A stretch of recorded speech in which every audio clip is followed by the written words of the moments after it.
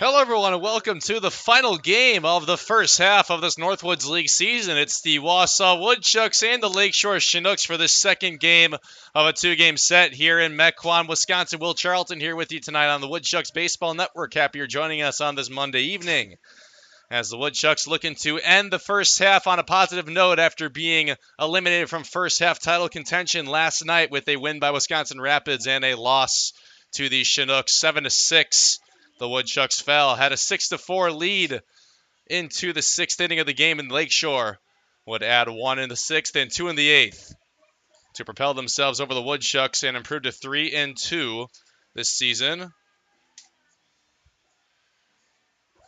Or I guess the Woodchucks would fall to 3-2 against Lakeshore, but they'll be looking to be 4-2 over the Chinooks after the first half, as they're looking to pick up their second win of the season here at Capco Park. This is the fourth of 6 times the Woodchucks will be playing here this summer before they start the second half tomorrow in Fond du Lac on the 4th of July. Let's see who the Woodchucks will be sending out there in the batting order. It's Brennan Holt, the shortstop, leading off, then Anthony McFarland, Jesse Donahoe, Brent Witter, Colby Wallace, Mike McGinnis, Jake Baker, Jake English, and then Brady Jurgella, the center fielder, is who is hitting in the 9th spot. On defense for the Chinooks tonight in the outfield is Drew Townsend in left, Hunter Grimes in center, Adam Kootway in right. On the corners, third base Josh Overbeek, first base Joey Spence. In the middle at shortstops Gabe Ressler, and at second base is Brady Council. Behind the dish is Will Johannes, and on the mound is Mitch Alba, the pitcher from Eastern Illinois University. And first up for the Woodchucks is Brennan Holt, the Oklahoma State Cowboy, who's playing shortstop today. Brennan Holt, you've seen a lot in the 9 spot as of late. And the first pitch from the right-handed Mitch Alba. And it's taken outside, ball 1.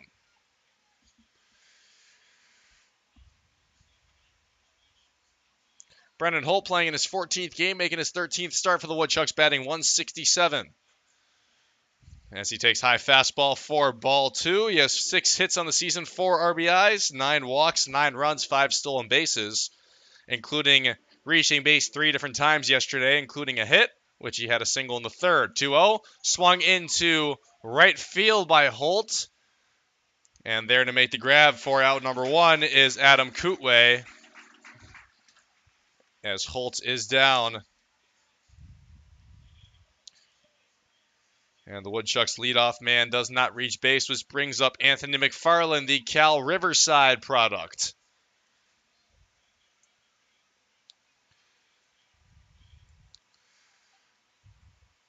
First pitch from Alba, hit by McFarland into foul territory and is playable for the first baseman, Joey Spence. So back-to-back quick outs for the Woodchucks, and that's 2 up, 2 down for Mitch Alba and the Chinook defense here in the first. Woodchucks will be looking to avoid going 1-2-3. Mitch Alba making his 3rd start of the season. 1-0 record. Comes with an ERA of 3.55, a walks and hits per innings pitch rate of 1.11. Jesse Donahoe, first pitch swinging, ground ball to Brady Council, and he makes the play to Joey Spence, and that is a very quick 1-2-3 inning off the right arm of Mitch Alba, and the Woodchucks go down in quick order. We'll be back for the bottom of the first here on the Woodchucks Baseball Network. I'm so glad you and Jack are home. His birthday was supposed to be today, right, Mom? That's right. He wanted to meet me 8 weeks early. He sure gave us a scare, didn't he? Yeah, but he's so perfect. It's just you and me, Jack. Can I take him to show and tell? We'll see.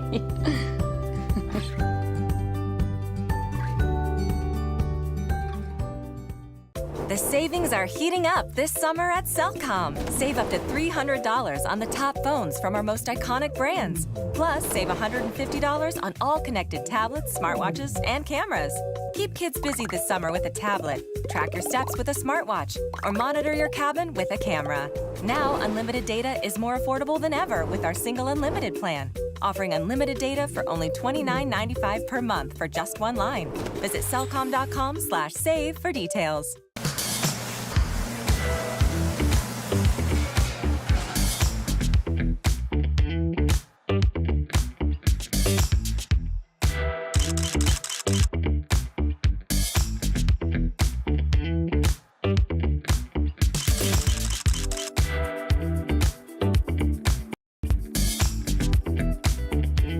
out on any of the great food at Athletic Park. For tickets, call 715-845-5055.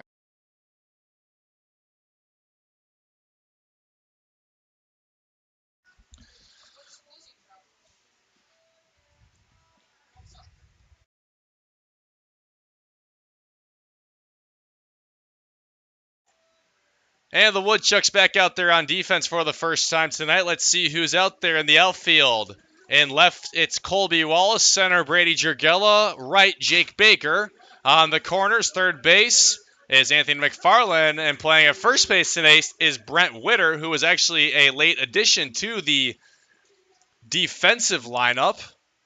And we'll talk about why in just a moment. At shortstop, Brennan Holt, second base, Mike McGinnis. Behind the dish, Jake English for the second night in a row. And on the mound is Nate Nabholz. Foul ball by Drew Townsend. And making the grab in foul territory, Anthony McFarland. He had to go against the railing along the third base line to make the grab, and he is able to do so. So Anthony McFarland picking up a quick first out off the bat of Drew Townsend for the Lakeshore Chinooks. So 4 really fast outs so far in this game here in the first. As the Minnesota Golden Gopher Brady Council up to the plate had the RBI double in the 8th inning that propelled the Lakeshore Chinooks over the Woodchucks last night. And drove in the 7th run of the game. Did that RBI double from Council. And it's a 1-1 count from Nate Nabholz. The Towson University product making his 6th overall appearance and 5th start of the season. 1-1 to Council.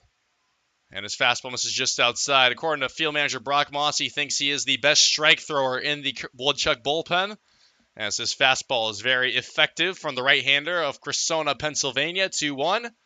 Council takes inside. It's a 3-1 count.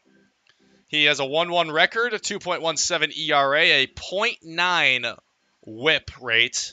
In 29 full innings pitched, has struck out 25, allowed 21 hits, as Brady Council gets all of that one, but sends it way foul. The count is full. Only has allowed 7 runs, though, all earned. Has only walked 3 batters, and has an opposing batting average of .210. He last made an appearance on Monday in the 7-5 win against Battle Creek. 3-2. Hit into the middle on a line into center field that will drop. That is a single for Brady Council. First hit of the game on the board here in the first to the Minnesota Golden Gopher and the second baseman tonight for the Chinooks. As Council picks up what is his 17th hit of the season. Came into this one batting .262. And now Hunter Grimes steps to the plate, the center fielder from Arkansas. First pitch fastball from Nabholz, up high.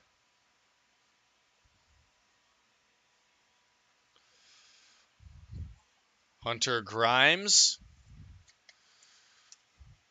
1-0, and a quick check back over to first base from Nabholz to Witter. And Witter playing first base tonight because Colin Brigham, who was supposed to be playing at first base tonight, had an allergic reaction earlier this morning, so he has to take the game off and rest up from that. As this one hit into right center by Grimes, but Jake Baker is out there and makes the grab for out number 2.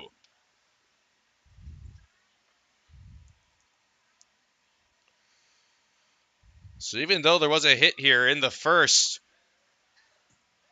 2 pretty early outs in the count, at least, by Grimes and Townsend, which brings up the first baseman from Notre Dame, Joey Spence. Joey Spence, who was playing catcher last night for the Chinooks, now playing first base. Left-handed batter, facing off against the right-handed throwing Nate Nabholz. First pitch, swung at and into right field, and that'll be the second single of the inning. Nabholz kind of forces you to swing at his pitches, and if you're able to get a hang of them, he does allow hits. He came in with 21 hits allowed, but really doesn't allow many runs. Only 7 total runs allowed in 29 innings pitched. But that is the second hit already in the inning for the Chinooks, as Adam Kootway, the UW Whitewater product playing right field tonight, steps in for the first time. in the 6th game of the first half between Lakeshore and Wausau. First pitch swinging by Koopway on a fastball by Nabholz, and it's in foul territory. Koopway came in to pinch run and then have a pinch hit in last night's game. Came in for Jared Everson and did actually hit a double in the 8th. A part of that blunder of an inning for the Woodchucks on defense. 0-1. Off speed, taken outside. Adam Kootway playing in his 21st game, batting .246 for Lakeshore. 17 hits, 2 doubles, 2 home runs, 14 RBIs. As he awaits the 1-1 from Nabholz.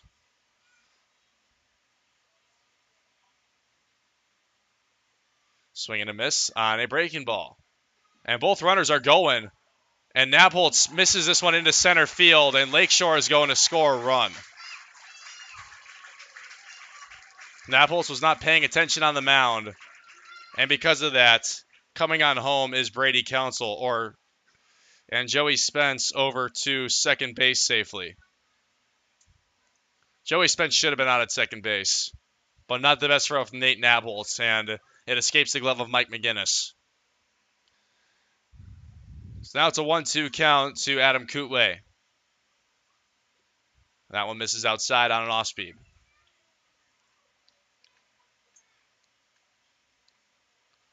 Two outs. Lakeshore with another early lead in this game like they had in yesterday's game. 2-2. Again outside and missing low. And the count is now full.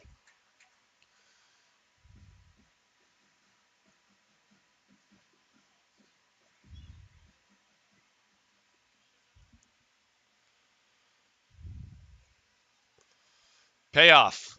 2 outs. Nabholz delivers. Swings and misses. Does Adam Kootway, and English will throw it down to first base, and Brent Witter for out number 3, and Nabholz picks up his first strikeout on a breaking ball that definitely fooled Adam Kootway. But Lakeshore adds a run and lead it early here today, 1-0. You're listening to Woodchucks Baseball on the Woodchucks Baseball Network. Oh, that's gotta hurt. Oh, good to have you back on your game. Yeah, well, I only got cancer so that you could tell people that, you shaved your head for solidarity and not because you're going bald. Right. And I got a minivan to make your little moped look cool. Okay. Well, couldn't have gotten through without you. Love you, bro. I'm glad you're sticking around. Oh, that means so much coming from Mom and Dad's second favorite. Whatever. Over 600,000 Americans are projected to die of cancer this year. 250,000 will likely battle muscular dystrophy. 5,000 may be diagnosed with ALS. But one person can become the difference. All it takes is you to help researchers improve the health of Wisconsinites by participating in the All of Us research program. Join today to feel the power of one.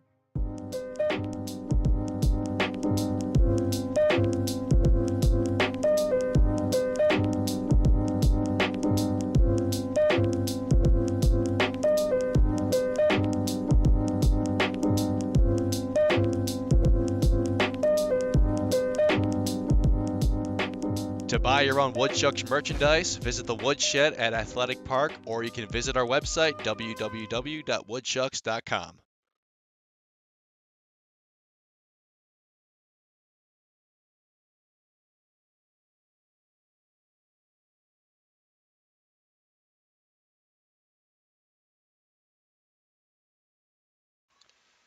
(1-0) lead for Lakeshore early on in this one, as the Chinooks add a run off a Woodchucks throwing error off the arm of Nate Nabholz. And Brady Council was able to put up the first hit and the first run of the game in the same inning, as Brent Witter, the leadoff man here in the second for the Woodchucks, facing off against Mitch Alba. First pitch fastball for strike 1 to Brent Witter, the Evansville ace. Brent Witter playing in his 19th game, making his 19th start as he swings and misses, and he's down to 0-2. He's batting .286 with 20 hits, which he hasn't had a hit since Thursday night against Green Bay. Couple doubles, 8 RBIs, 15 runs, and Witter takes high from Alba. has been walked 13 times, has stolen 3 bases, has an on-base percentage of .412. Did reach base a couple different times yesterday, was walked and hit by pitch. Actually was walked twice, and he does not swing at the fastball by Alba, and it hits the outer half of the strike zone. Witter down looking, and Alba picks up his first strikeout. He has gone 4 down against the Woodchucks here so far. Colby Wallace, who had a very good night at the plate last night, was 1 for 2 with a 2 RBI double and 2 walks. He hits this one into right field, and that will be the first hit of the game for the Woodchucks tonight. As Colby Wallace puts up the first single, what is his 12th hit of the season?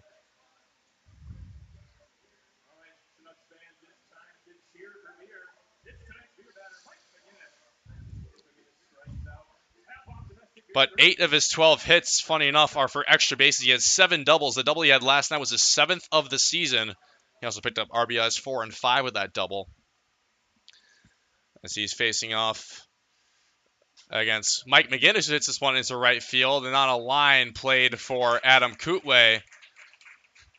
And Mike McGinnis is down off the first pitch he sees.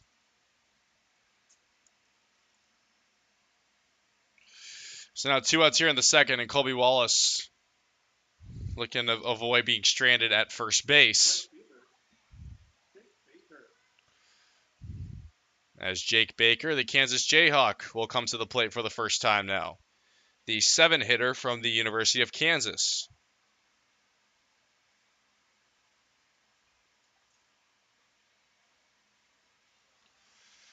Baker playing in his 15th game of the season, starting his 15th as he takes ball 1 from Alba.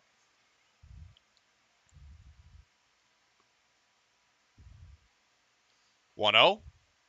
Baker takes it just high, 2-0.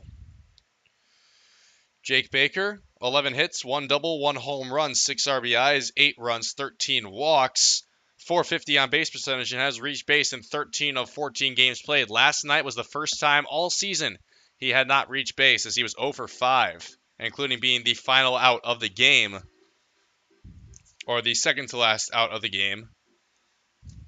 2-0, 3-out counts.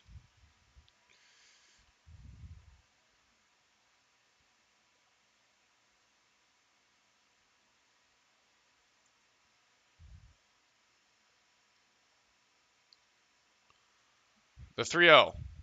Jake Baker had the green light to swing, and he fouls it off, 3-1. Mitch Alba, like mentioned, comes in with a 3.55 ERA, 12 and 2/3 innings pitched so far, and 4 total appearances, 1-0 record. Has only allowed 7 hits, 6 runs, 5 earned, 7 walks, and 10 strikeouts. Also has a whip of 1.11. 3-1 to Baker. Outside and low, and Baker has reached base for the 14th of 15 games now played. 2-out walk keeps hitting alive and puts Colby Wallace at second base to bring up Jake English, the catcher from the University of Kansas. Last outing for Mitch Alba was against the Fond du Lac Dock Spiders, where he picked up his 1 win of the season in the 9-5 win over the Spiders on June 25th. He went 6 full innings, only allowing 2 hits and 1 run. First pitch to English, low on a fastball. Walked 3 batters, struck out 3. Did Alba against the Dock Spiders, and he's facing off against the Woodchucks for the first time this season. The Eastern Illinois man from Franklin, Wisconsin. 1-0 to English. English takes off speed for strike 1. English, who's catching again for the second night in a row, also had a RBI double last night, which was his 10th hit of the season and second double overall. 1-1. English takes low and outside on a breaking ball. English playing in his 13th game, making his 13th start, batting .244. Like I mentioned, 10 hits, 2 doubles, and a home run. .444 slugging percentage. Or that was his college stat as he hits this one foul. He had a .444 slugging percentage in college. Has 5 RBIs, picked up his 5th last night off his 10th hit. Has been walked 13 times, scored 9 runs, and has a .426 on base percentage. And it's a 2-2 after the foul ball from Alba. He's looking to keep the inning alive. 2-2. High on a fastball. The count is full. On deck is Brady Jurgella if the Woodchucks are able to see him come to the plate with what could possibly be bases loaded.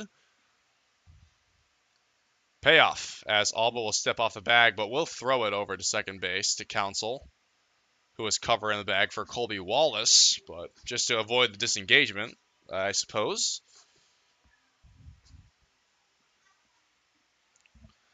Now the payoff. 3-2. English down the right field line will go foul.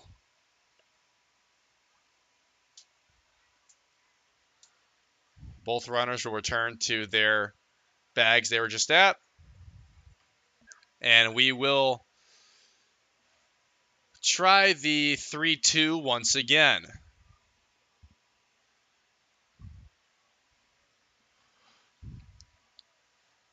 And again, Jake English fouls that one off. So still staying alive at 3-2 is the Kansas Jayhawk.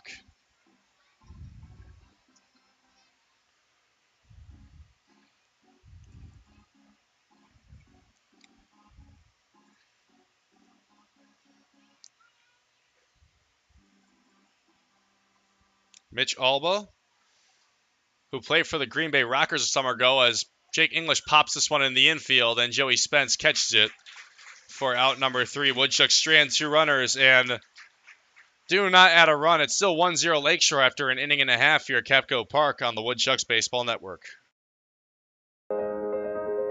Over 600,000 Americans are projected to die of cancer this year. 250,000 will likely battle muscular dystrophy. 5,000 may be diagnosed with ALS. But one person can become the difference. All it takes is you to help researchers improve the health of Wisconsinites by participating in the All of Us research program. Join today to feel the power of one.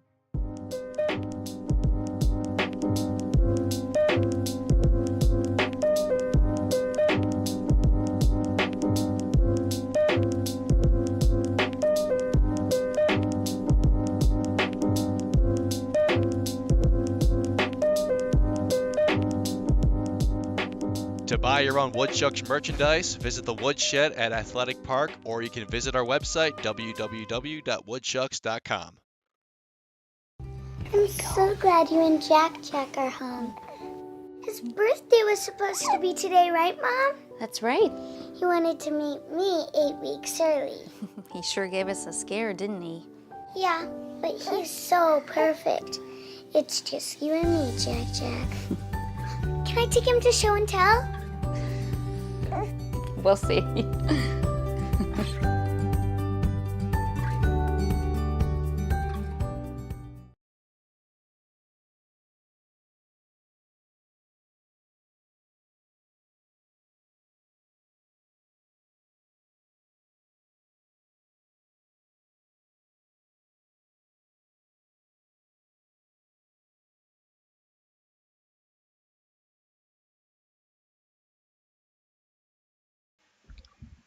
Bottom of the second inning here on the Woodchucks Baseball Network, as the Chinooks still hold a 1-0 lead after 2 scoreless frames thrown by Mitch Alba to the Woodchucks bats.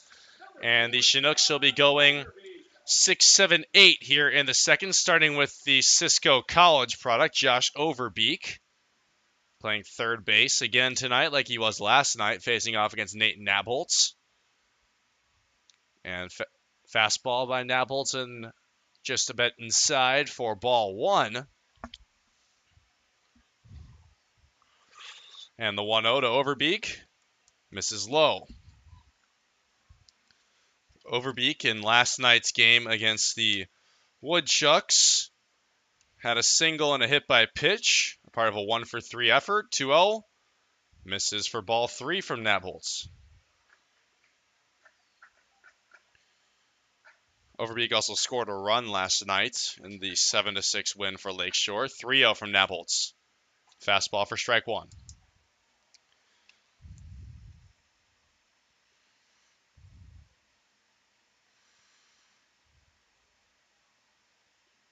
Overbeek hits this one on the ground on a 3-1, and it's fielded by Mike McGinnis, who makes the play to Brent Witter for a 4-3, which is the first out here in the second. Nabholz, who is coming off the 5 full innings against the Battle Creek Battle Jacks, allowing 6 hits but no runs, walking 2 and having 4 strikeouts in that 7-5 win. Unfortunately, didn't pick up the win because the Woodchucks gave up 4 runs after being up 4-0 into the 9th inning. His win came against the Chinooks, which was a relief appearance. And he has started every game afterwards. Came in for 5 full innings, striking out 7, only allowing 1 hit and 1 walk in 17 batters faced. As that, it's a swing and a miss by Will Johannes. I didn't even call any of that at bat. Sorry, folks, but Nate Nabholz picks up his second strikeout off a swing and a miss by Will Johannes, the catcher. And now the DH, Jason Schaaf, is up for the first time from Missouri State.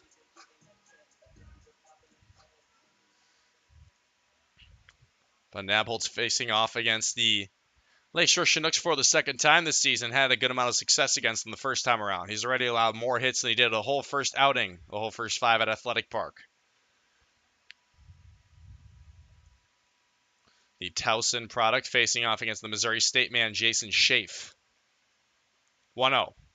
Schaaf swings and misses on the breaking ball. Nabholz looking to go 1-2-3 here and keep this a 1-0 ball game into the third. As calling a timeout is Schaaf to, looks like, fix up his gloves or something.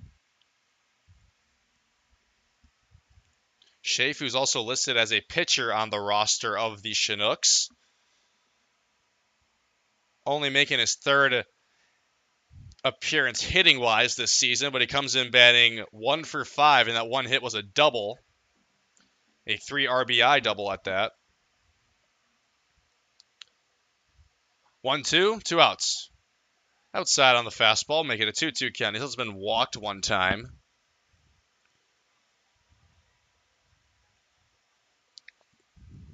So now it's a 2-2, and Nabholz delivers. Misses outside on the off-speed. Count is full with 2 outs. He's looking to avoid giving up a base runner here in the second. The right-hander delivers. This one's hit into shallow center and will be caught by Brady Jurgella. Diving grab by Jurgella, and he is able to get out Jason Schaaf. What a play by Jurgella. And that ends the inning in 1-2-3 fashion for the Woodchucks. But it's still 1-0 Lakeshore into the third here on the Woodchucks Baseball Network.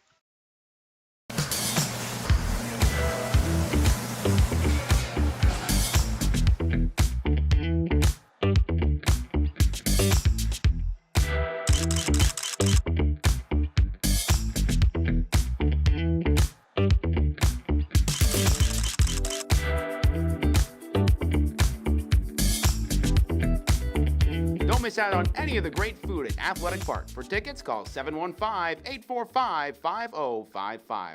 The savings are heating up this summer at Cellcom. Save up to $300 on the top phones from our most iconic brands. Plus, save $150 on all connected tablets, smartwatches, and cameras. Keep kids busy this summer with a tablet. Track your steps with a smartwatch, or monitor your cabin with a camera. Now, unlimited data is more affordable than ever with our single unlimited plan. Offering unlimited data for only $29.95 per month for just 1 line. Visit cellcom.com/save for details.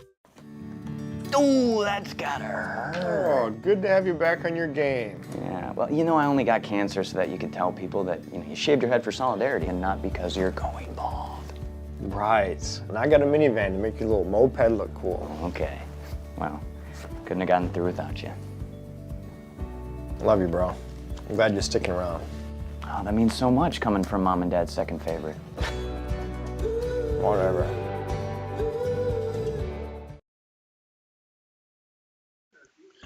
It'll be 9 the top here for the Woodchucks in the top of the third inning as Mitch Alba into his third full inning of work, rather. Only allowed 1 hit and no runs as Brady Jurgella steps in. And Jurgella hits the first pitch he sees down the first base line, but will roll foul. The left-handed batting native of Menasha, Wisconsin, and the Minnesota Golden Gopher. Jurgella, who made the fantastic grab in center field to end the bottom half of the second and force a 1-2-3 off the bats of the Lakeshore Chinooks. Coming into this at-bat with a 22-game on-base streak. Yes, that's pretty significant. 0-1. Jurgella hits this one down the third base line, picked up by third baseman Overbeek, but Overbeek throws it over the head of Joey Spence. And Jurgella will be on with what I assume is going to be an error in the scorebook. It will be. So leadoff man aboard here for the Woodchucks off a throwing error by Josh Overbeek. And Brady Jurgella, very good at putting balls down the line that he's able to beat out. Pretty fast guy. He used to be a multi-sport athlete, wide receiver and cornerback in football. Know that because one of the other interns with the Woodchucks plays football. Shout out to Danny Novice as Brennan Holt hits a ground ball in the infield to Brady Council at second base, and he's retired for the second time.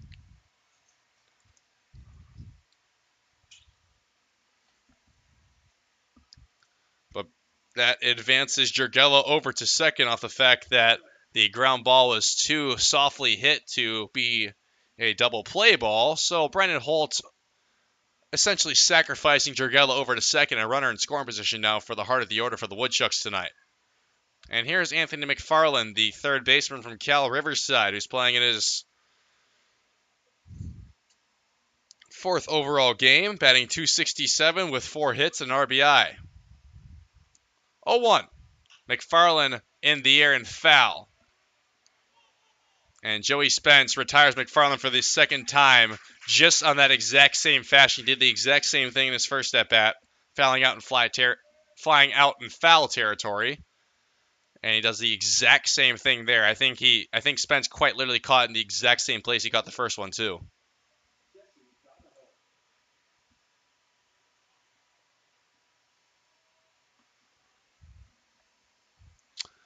Now Jesse Donahoe will look to keep the inning going. He's 0 for 1.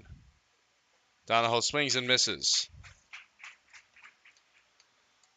Brady Jurgella still at second base as Donahoe, the Georgia State Panther from Columbus, Georgia, playing in his 30th game, starting his 29th, batting .292 with 31 hits, which is second on the team behind his fellow Georgia State teammate Dalton Pearson.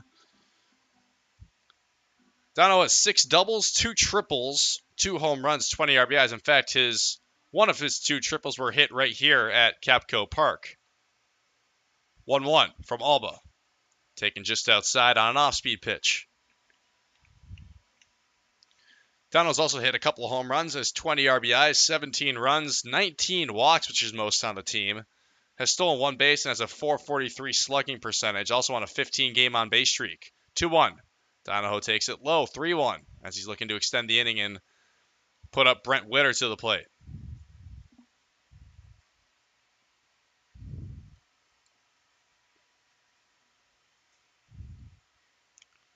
Alba's 3-1 to Donahoe. Donahoe down the right field line. And Donahoe's heading to second base. That's at the warning track. And he is into second safely. RBI double for Jesse Donahoe. Ties this game up at 1 as coming home to score is Brady Jurgella. Big hit by Jesse Donahoe. Picks up his 7th double of the season. Back-to-back games with doubles now for Jesse Donahoe. He had a 2 RBI double in the 6th of last night's game.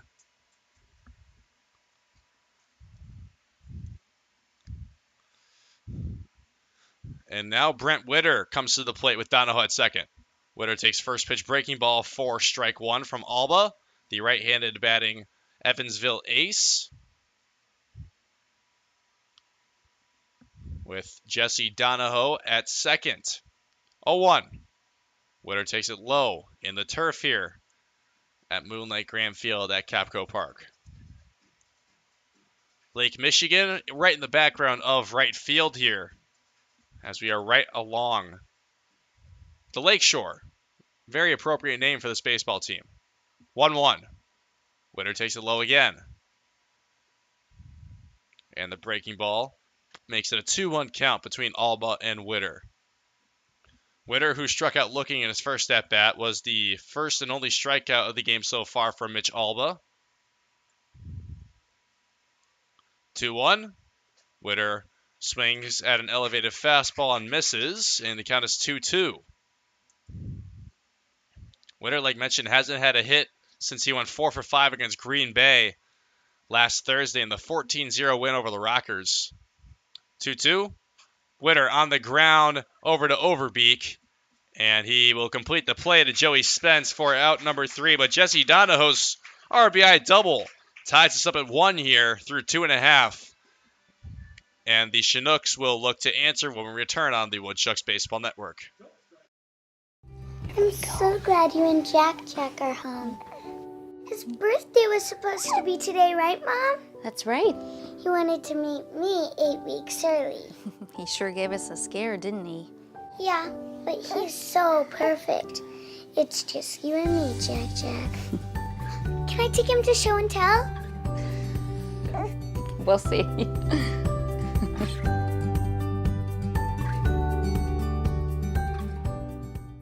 The savings are heating up this summer at Cellcom. Save up to $300 on the top phones from our most iconic brands. Plus, save $150 on all connected tablets, smartwatches, and cameras.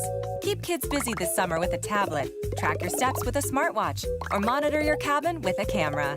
Now, unlimited data is more affordable than ever with our single unlimited plan. Offering unlimited data for only $29.95 per month for just one line. Visit cellcom.com/save for details.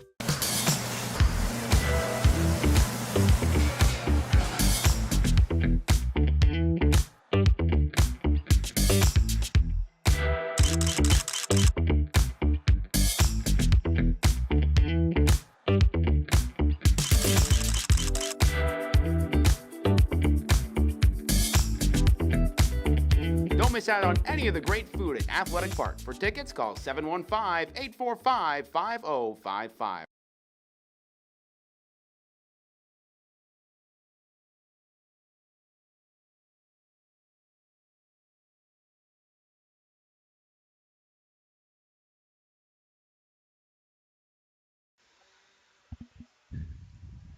Time for the bottom of the third inning. Will Charlton here with you tonight on the Woodchucks Baseball Network.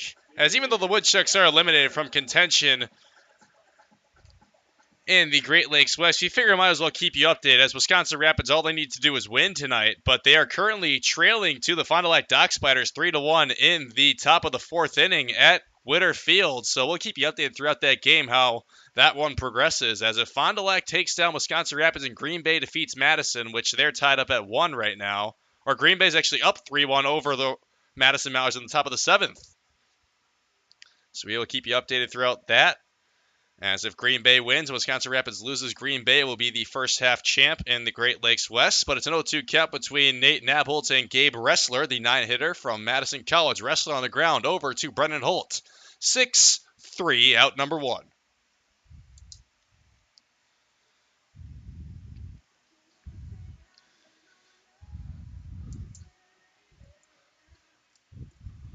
Each team so far with 1 run, 2 hits, and an error.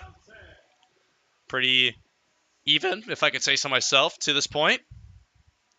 As the top of the order, and Drew Townsend, the left fielder from Missouri State, up for the second time. Nate Nabholz, first pitch on an off-speed, misses low for ball 1. Townsend had a foul flyout that was caught by Anthony McFarland in his first at-bat, 1-0. And that fastball's in there for strike 1.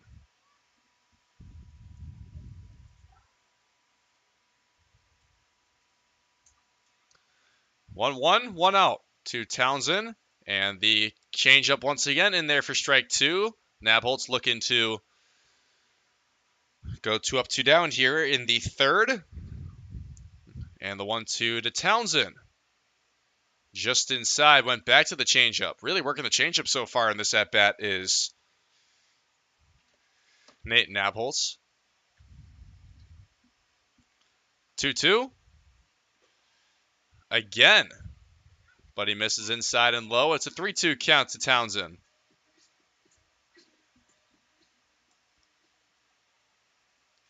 Payoff, 1 out. This one's hit down the right field line and goes foul.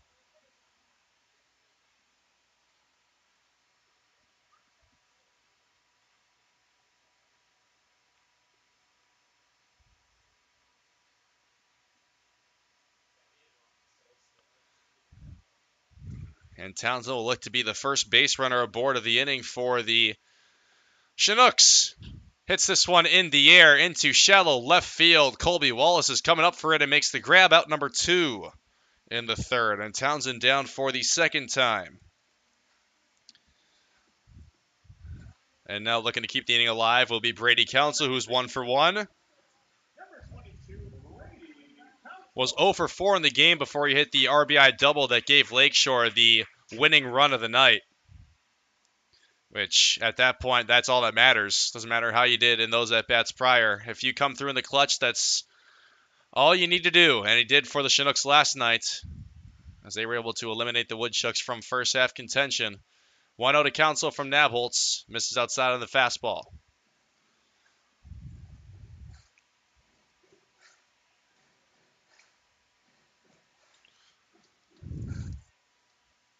Council came into this game batting .262, hits this one into foul territory in the area of Anthony McFarland, and he makes the grab. That's a back-to-back 1-2-3 inning for Nate Nabholz and the Woodchucks on defense, as it remains a 1-1 game, and we're through 3 here at Capco Park. You're listening to the Woodchucks Baseball Network. Ooh, that's gotta hurt. Oh, good to have you back on your game. Yeah, well, you know, I only got cancer so that you could tell people that, you shaved your head for solidarity and not because you're going bald. Right. And I got a minivan to make your little moped look cool. Okay. Well, couldn't have gotten through without you. Love you, bro. I'm glad you're sticking around. Oh, that means so much coming from Mom and Dad's second favorite. Whatever. Over 600,000 Americans are projected to die of cancer this year. 250,000 will likely battle muscular dystrophy. 5,000 may be diagnosed with ALS. But one person can become the difference. All it takes is you to help researchers improve the health of Wisconsinites by participating in the All of Us research program. Join today to feel the power of one.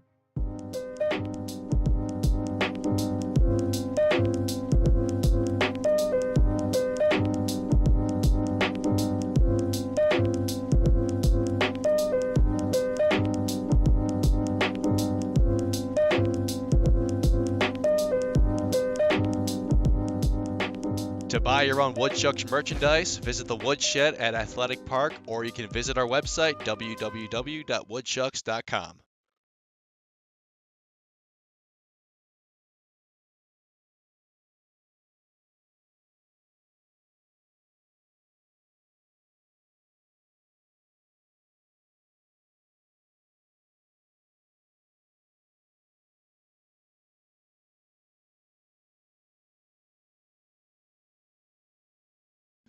One to one into the top of the fourth we go here at Capco Park, as the Woodchucks will look to take the lead for the first time tonight. It starts with Colby Wallace, the left fielder from Cal State Fullerton, who singled in his first at-bat and hits this one into left field and is into the glove on an angle of Drew Townsend. Well hit ball by Wallace, just couldn't find the gap in left center. That would have been his second hit of the game, but instead it's a fly out to start off the fourth here, as Mike McGinnis will be the next batter in the inning for the Woodchucks. Flew out in his first at-bat. He's 0 for 1. McGinnis did not play last night in the 7-6 loss for the Woodchucks. First pitch from Alba, taken this time by McGinnis, was a first pitch swinging by the right-hander, the Georgia State Panther from Noonan, Georgia. Dalton Pearson not in the lineup tonight, getting an off day. 1-0 from Alba. Breaking ball, strike one. McGinnis, who came into this one batting .188 with 19 hits, which includes 1 home run, has been walked 13 times, 15 RBIs, 12 runs, 7 stolen bases. Alba misses low on the breaking ball, and the count is 2-1.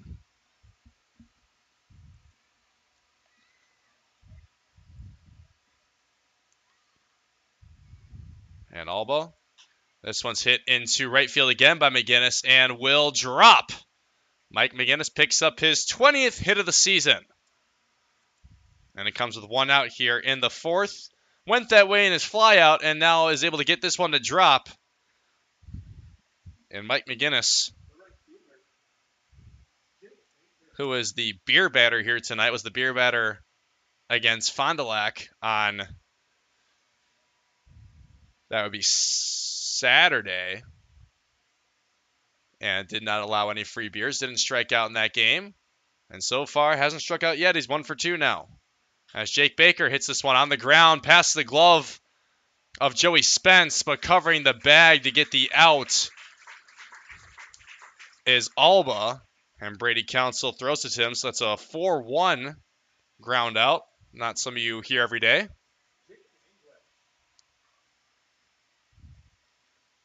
But that does advance McGinnis over to second. And with 2 outs comes Jake English, who had a foul fly out in his first at-bat. He's looking to keep the inning going for the Woodchucks. Takes low fastball for ball 1. English, who was 1 for 5. And his 4 outs were all flyouts to right field as a right-handed batter. Kind of crazy to say that. 1-0. English takes high on the breaking ball.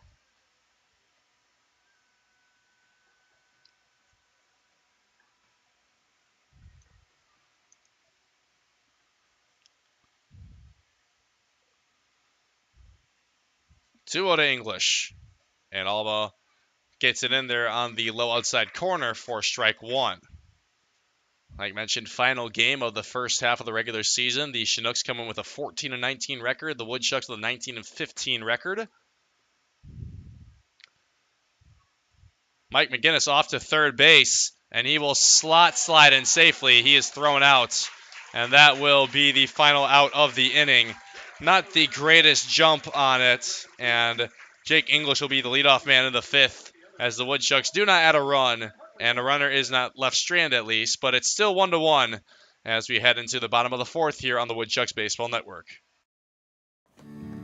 Oh, that's gotta hurt. Oh, good to have you back on your game. Yeah, well, I only got cancer so that you could tell people that, you shaved your head for solidarity and not because you're going bald. Right. And I got a minivan to make your little moped look cool. Okay. Well, couldn't have gotten through without you. Love you, bro.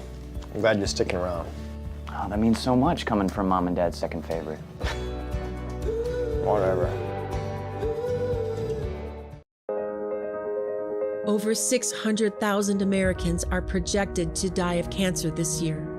250,000 will likely battle muscular dystrophy. 5,000 may be diagnosed with ALS. But one person can become the difference. All it takes is you to help researchers improve the health of Wisconsinites by participating in the All of Us research program. Join today to feel the power of one.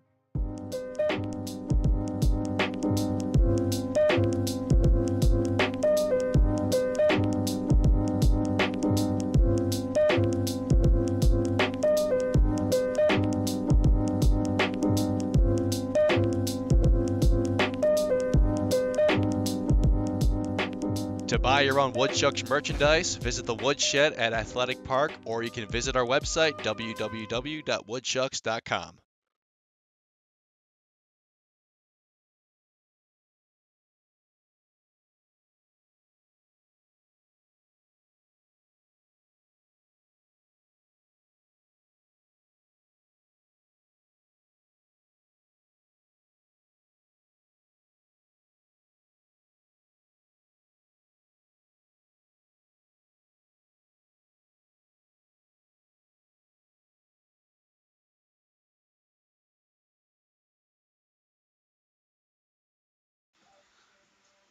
We're still tied at 1 into the bottom of the 4th here at Capco Park, as Hunter Grimes will be the leadoff man for the Chinooks at 3-4-5 in the 4th here.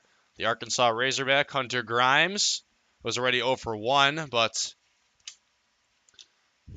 was 0 for 4, or 0 for 3 rather, with a walk as he hits this one way in the air into left field.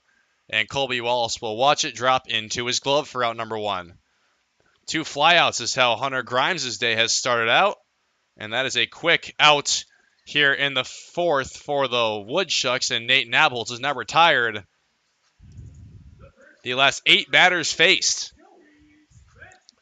So Nabholz settling in nicely after allowing the 1 run in the 1st.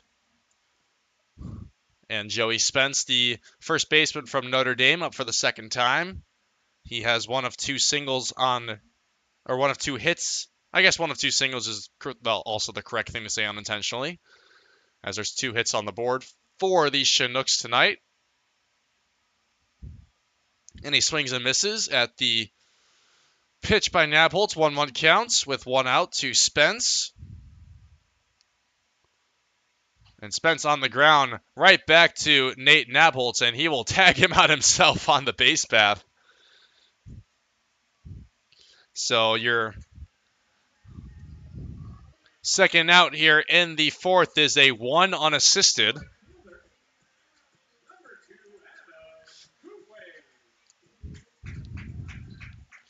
And now looking to avoid a 3rd straight 1-2-3 inning is Adam Kootway for the Chinooks. Adam Kootway 0 for 1 was the first strikeout of 2 so far for Nate Nabholz. The UW Whitewater man playing right field. 1-0. Way inside, and it looks like it grazed the jersey of Kootway, so he'll be off to first base. And even if the ball just grazes the jersey, doesn't even have to hit the body. If it just grazes the jersey, that is a hit by pitch. That is the first base runner allowed since the 1st by Nate Nabholz. And that brings up Josh Overbeek, the 3rd baseman.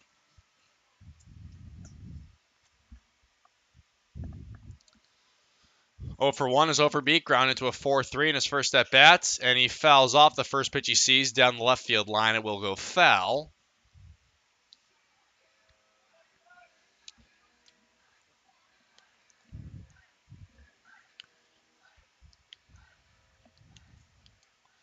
Oh, 1, 2 outs. Nabholz drops in a breaking ball, but it misses high. So it'll be a 1-1 count between Nabholz and Josh Overbeek.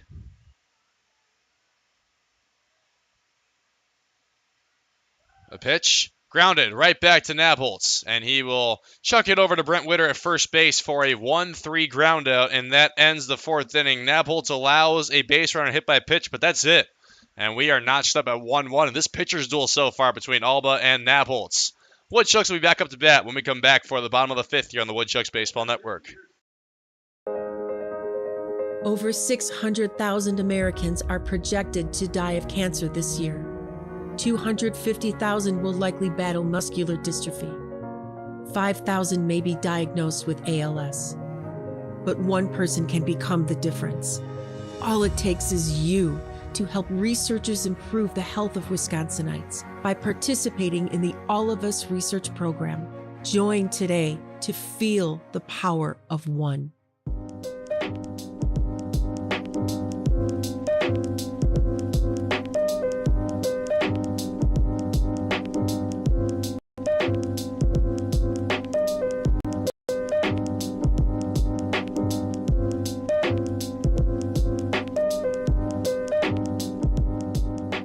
To buy your own Woodchucks merchandise, visit the Woodshed at Athletic Park, or you can visit our website, www.woodchucks.com.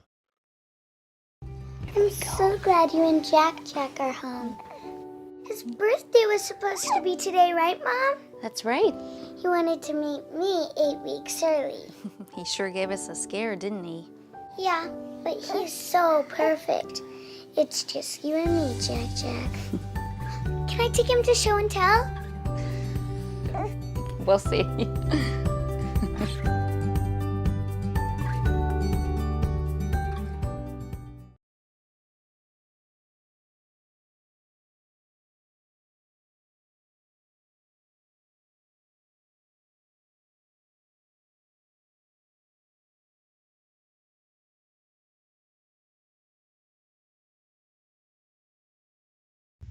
It's already the top of the 5th. As Jake English leads off for the Woodchucks and takes way inside off a changeup by Mitch Alba, who's into his 5th inning of work. It's a pitcher's duel so far here tonight at Capco Park, not even an hour into the game. And we're through 4 full innings. As Alba will throw the 1-0 to English, and English way in the air. And we'll go into foul territory. As making the grab in foul territory is Gabe Reschler, the shortstop, who went all the way over from his shortstop position to make the grab, and English out on a foul flyout for the 2nd time in the game. He's 0 for 2 now, as Brady Jurgella up for the 2nd time, 0 for 1 with a reach on error. And also the 1 run scored so far for the Woodchucks. They added that run in the top of the 3rd off the RBI double by Jesse Donahoe. Jurgella, first pitch from Alba, inside on a fastball, and misses low, 1-0. Top of the order, and Brennan Holt will be back up to the plate after Jurgella. 1-0 from Alba, and Jurgella hits this one foul for strike 1. Jurgella extended his 22-game on-base streak to 23 in the 3rd. As a reach on error, put him on first base, 1-1. Jurgella fouls that one off, and it's a 1-2 count between the Eastern Illinois Panther and the Minnesota Golden Gopher. A couple of Wisconsin natives going at it. Franklin against Menasha. And the 1-2. Alba just misses outside on the changeup.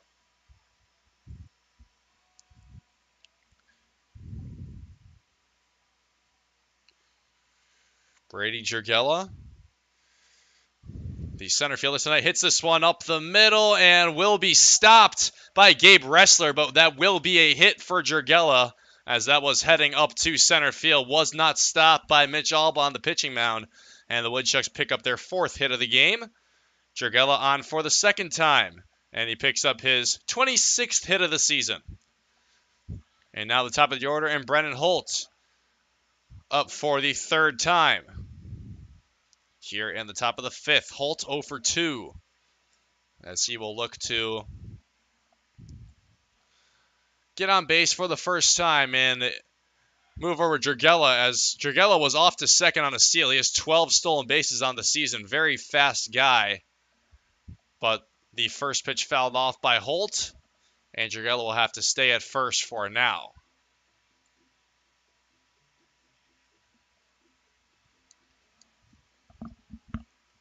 Oh, 1, and Jurgella gets checked back over at first base by Alba. Joey Spence holding him on.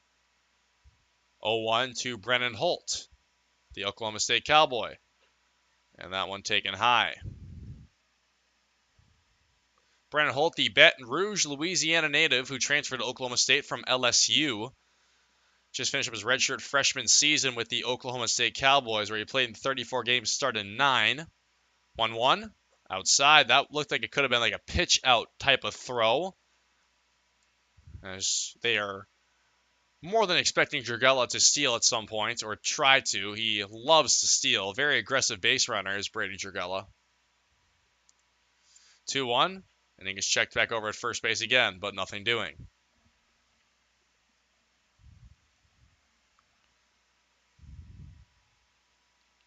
2-1. Alba checks over there again. Nowhere near in time.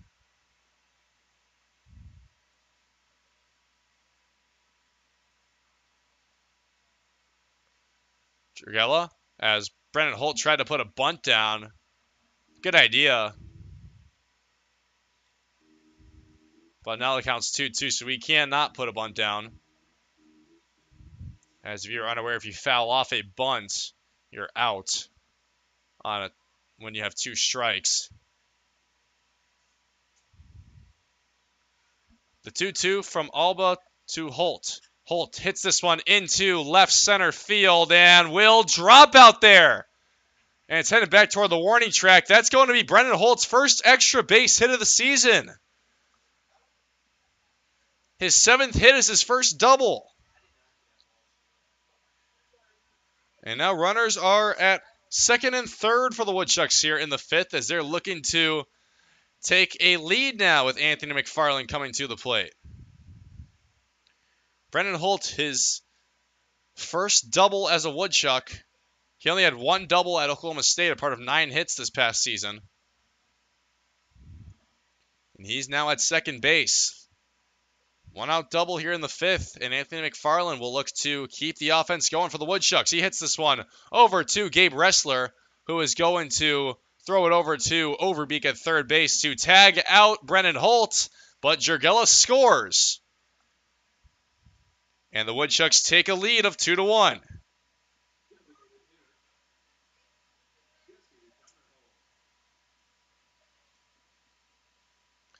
So Anthony McFarland picks up an RBI and reaches on fielder's choice as Jesse Donahoe, the man who had the RBI double in the third, up for the third time.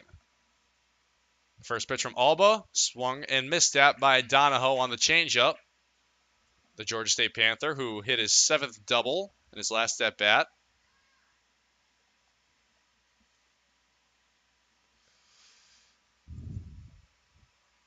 And Donahoe takes that one just outside from Alba. Count is 1-1.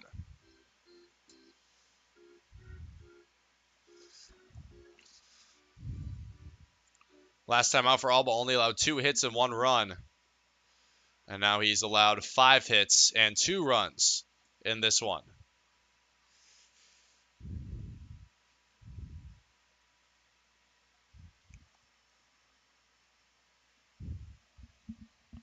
The right-hander from Franklin, Wisconsin, Mitch Alba. 2-1 count to Jesse Donahoe. And Donahoe takes that one low and outside on the fastball. It counts 3-1. He's looking to keep the offense alive still here in the top of the fifth. Woodchucks looking for more than just one.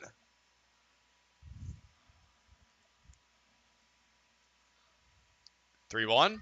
Donahoe does not come through with it, but it was a strike anyway. So the count is now full with 2 outs here in the top of the fifth.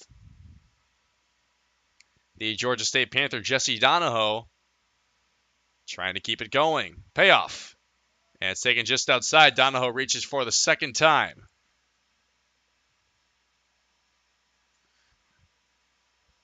As heading to second base now will be Anthony McFarland. And Jake Carlson, the pitching coach for the Chinooks, going out to go out there and have a chat with Mitch Alba before he will throw to Brent Witter.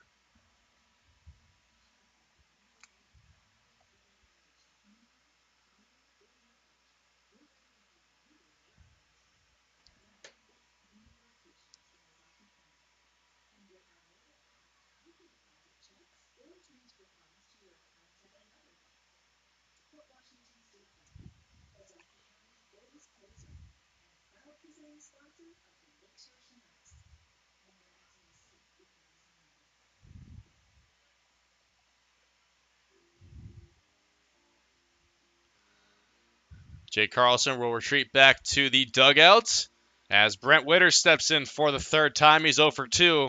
Right now would be a great time to break a little hit slump. Like I mentioned, hasn't had hits since Thursday, and Witter hits this one down the third baseline and foul. Witter, like mentioned, was only supposed to be the DH of tonight's game, but then is now making his first start at first base of the season, usually only just a third baseman, but playing first because of the fact Colin Brighamman was a late scratch. 0-1. Witter takes it low on a breaking ball.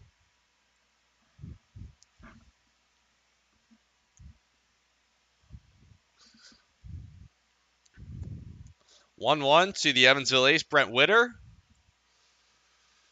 Alba is hit by Witter into the body of Josh Overbeek. Can't field it cleanly.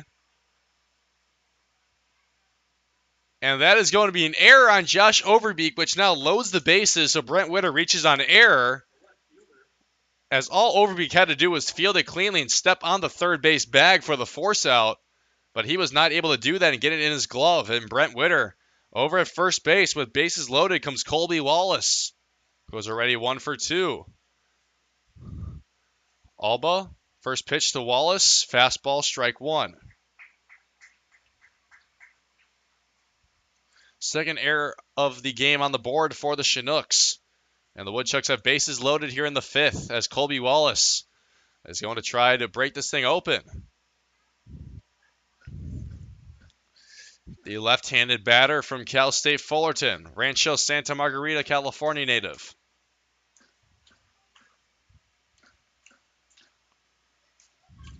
One. Colby Wallace takes inside on a fastball, and the count's 2-1. Anthony McFarland at third, Jesse Donahoe at second, Brent Witter at first.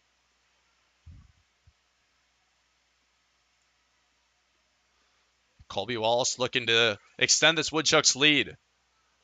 Wallace swings and misses, and the count's 2-2.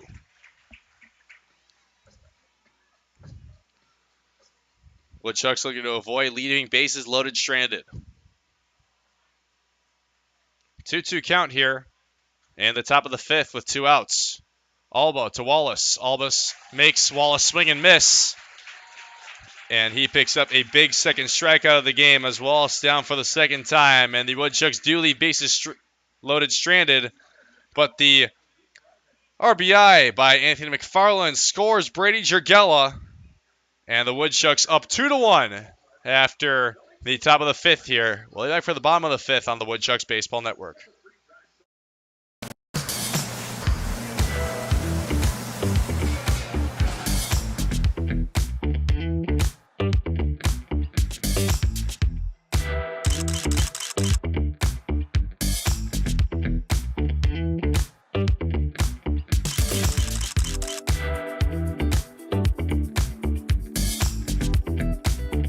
Don't miss out on any of the great food at Athletic Park. For tickets, call 715-845-5055. The savings are heating up this summer at Cellcom. Save up to $300 on the top phones from our most iconic brands. Plus, save $150 on all connected tablets, smartwatches, and cameras. Keep kids busy this summer with a tablet. Track your steps with a smartwatch, or monitor your cabin with a camera. Now, unlimited data is more affordable than ever with our single unlimited plan. Offering unlimited data for only $29.95 per month for just one line. Visit cellcom.com/save for details. Oh, that's gotta hurt. Oh, good to have you back on your game. Yeah, well, I only got cancer so that you could tell people that, you shaved your head for solidarity and not because you're going bald. Right. And I got a minivan to make your little moped look cool. Okay. Well, couldn't have gotten through without you. Love you, bro. I'm glad you're sticking around. Oh, that means so much coming from Mom and Dad's second favorite. Whatever.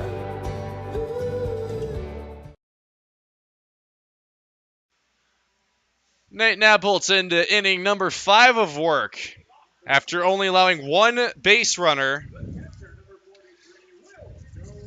in the 5th.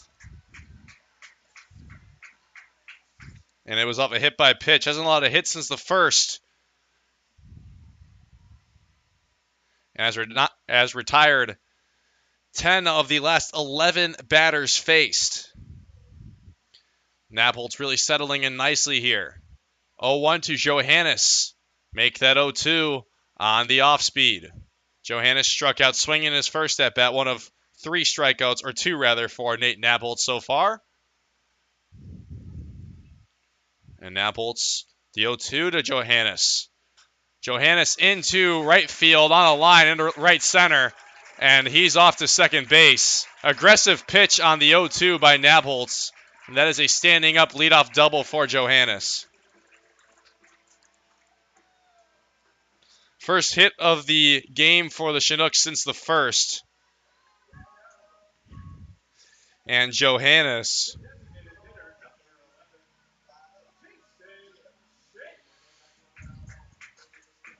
the catcher,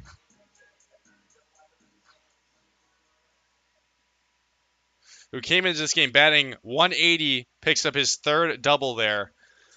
And now offense is working for the Chinooks as Jason Schaaf, the DH, up for the 2nd time. First pitch breaking ball by Napoltz in there for strike 1.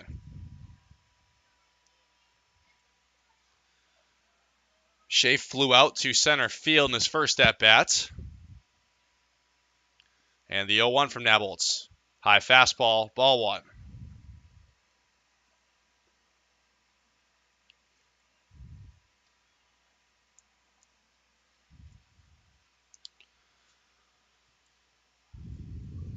One one. And the changeup in there for strike two from Nabholz.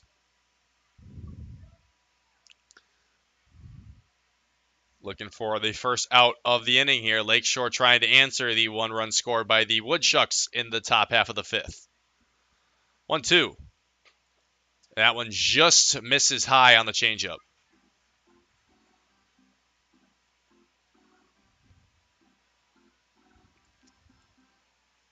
2-2 count.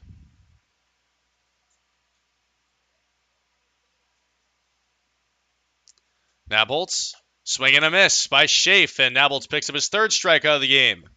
Schaaf down for the second time, which brings up the 9-hitter Gabe Ressler, the shortstop from Madison College.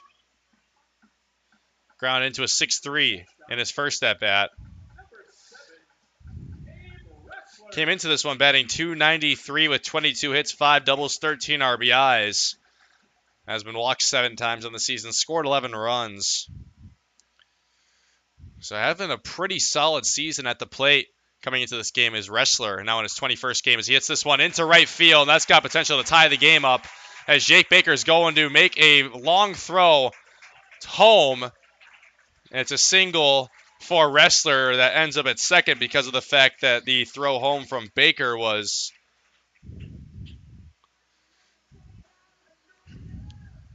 a pretty good one. But Johannes held up at third.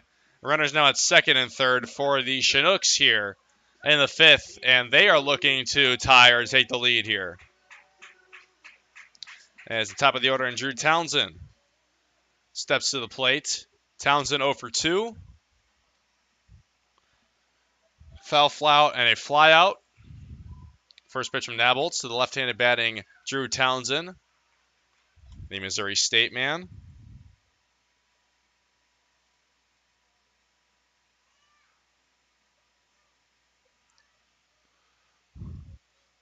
1-0 from Nabholz. Swing and a miss. Drew Townsend came into this one batting .213. 13 hits, 3 doubles, 9 RBIs. Has been walked 21 times. 12 runs scored. 1-1 count from Nabholz. Looking to get out of this inning. This one hit into center field and caught by Brady Jurgella. Tagging up are both runners, and that will tie the ball game up.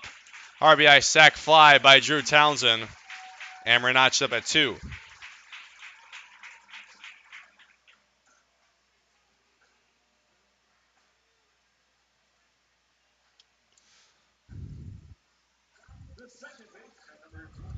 Brady Council now has a chance to take the lead for the Chinooks if he's able to get a hit here. He's 1 for 2. Had a foul fly out in his last at-bat. First pitch to Council by Nabholz. Misses high on the off-speed.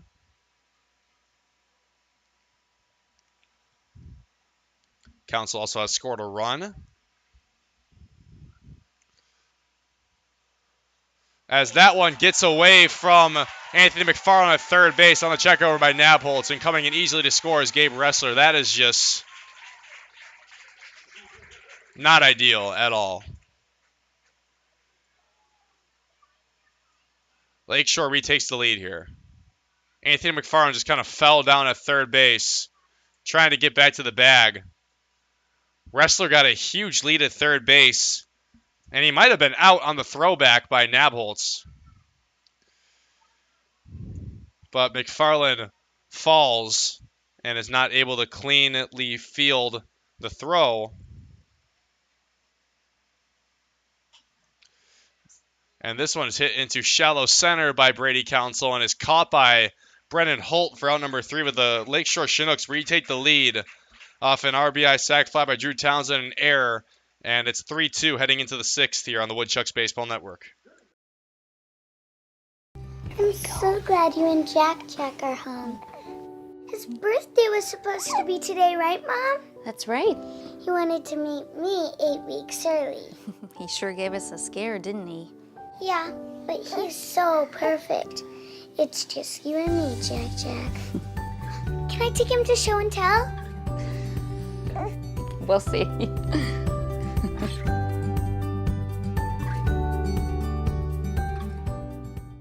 The savings are heating up this summer at Cellcom. Save up to $300 on the top phones from our most iconic brands. Plus, save $150 on all connected tablets, smartwatches, and cameras. Keep kids busy this summer with a tablet, track your steps with a smartwatch, or monitor your cabin with a camera. Now, unlimited data is more affordable than ever with our single unlimited plan, offering unlimited data for only $29.95 per month for just one line. Visit cellcom.com/save for details.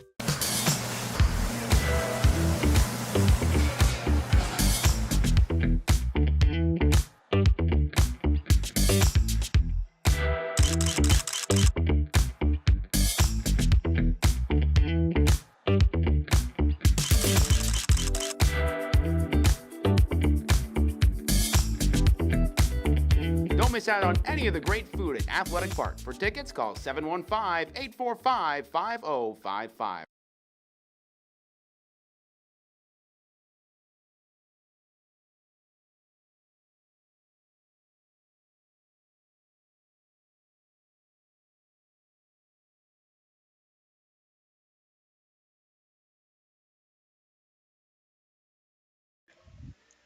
Three-2 lead for the Lakeshore Chinooks as Mitch Alba heads back out there. After the Chinooks retake the lead, top of the sixth here at Capco Park. On the Woodchucks Baseball Network, Mike McGinnis up for the third time. He is 1 for 2, and he hits this one under the glove of Overbeek. That's his second hit of the game. And he is now 2 for 3, 2 singles. Hit number 20 and 21 in this game tonight for McGinnis.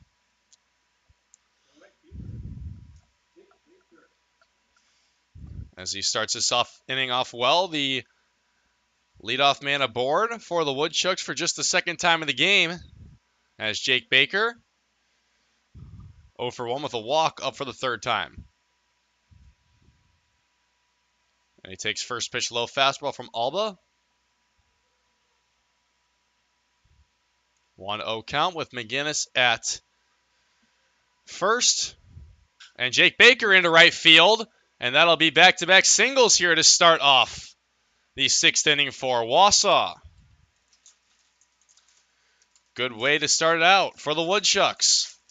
As with no outs, will come to the plate Jake English.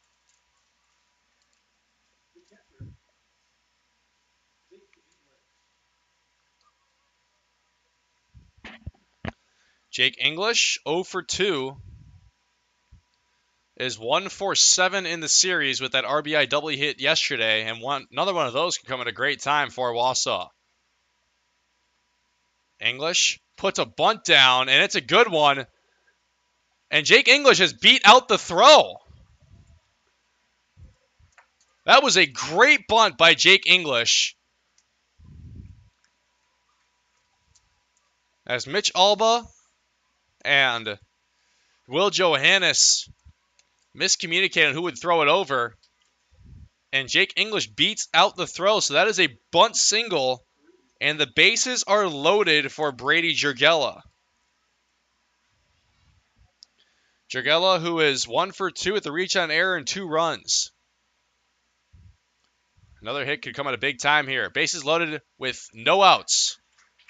And the Woodchucks looking to try and go back on top here. Woodchucks are 1 and 2 here at Capco Park so far this season. 3 and 2 overall against the Chinooks. As there is action working in the Lakeshore bullpen. It's a right-hander. 0-1 to Jurgella from Alba. And Jurgella fouls off the fastball. He's down 0-2. Woodchucks with a fantastic opportunity to try and retake the lead or at least tie the game. As Mitch Alba in a big jam here. 0-2 to Jurgella. And Jurgella hits this one down the left field line, and it will stay fair! It stays fair! Coming home is Mike McGinnis and Jake Baker, and that is a 2 RBI double by Brady Jurgella. Woodchucks retake the lead 4-3.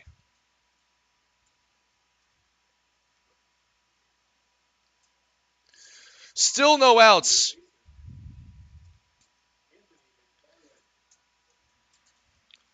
And still runners on second and third for the top of the order and Brennan Holt. Brennan Holt fouls that one off on the first pitch scene. He picked up his first hit of the night and his first double of the summer. And his last at bat in the fifth. He's up for the second time in the same amount of innings. Woodchucks are ready with 2 here in the 6th and are looking for more. As Jurgella now 2 for 3. 2 runs, 2 RBIs, and a double. Have yourself a night so far, Brady Jurgella. 0-1 to Holt. And Holt hits this one into foul territory and out of play. And he's down 0-2.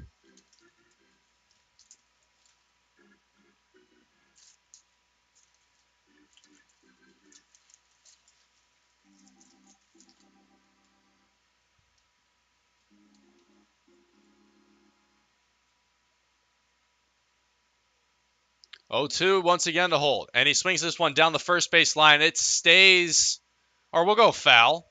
Goes just foul, and he'll stay alive at 0-2. Still no outs here in the top of the 6th, and the Woodchucks hoping to be nowhere near finished with this offense. English still at third, Jurgella at second, with Brennan Holt at the dish. And Alba's 0-2. Holt fouls that one back, and he stays alive. You really do have to wonder at this point how much longer Alba will be going for. It's now 4 runs allowed on 9 hits for the Woodchucks, as Wausau will look to finish the first half strong and on a winning note.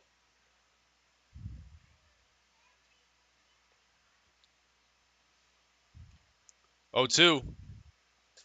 Outside and high on a breaking ball. Alba pretty disappointed with that pitch, as it looks like who's ever in the bullpen for the Chinooks is ready to go. You have to wonder if field manager Trevor Cho will let him finish up this at-bat first. 1-2. Holt in the air and foul once again. Holt really seeing the baseball well so far in this at-bat.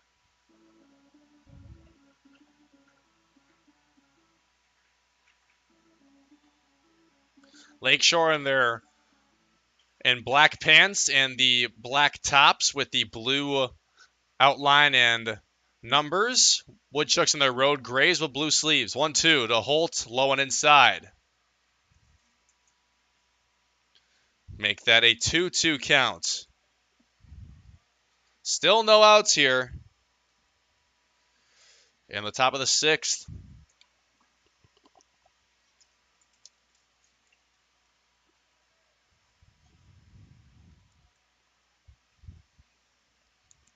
Mitch Alba looking for the first out here. 2-2 to Holt. And Holt stays alive once again. Brennan Holt is working the count in this at-bat. I want to say it's now 5 foul balls in the at-bat. Doing a great job at the plate. 2-2. Holt takes it high, and he's worked the count up to 3-2.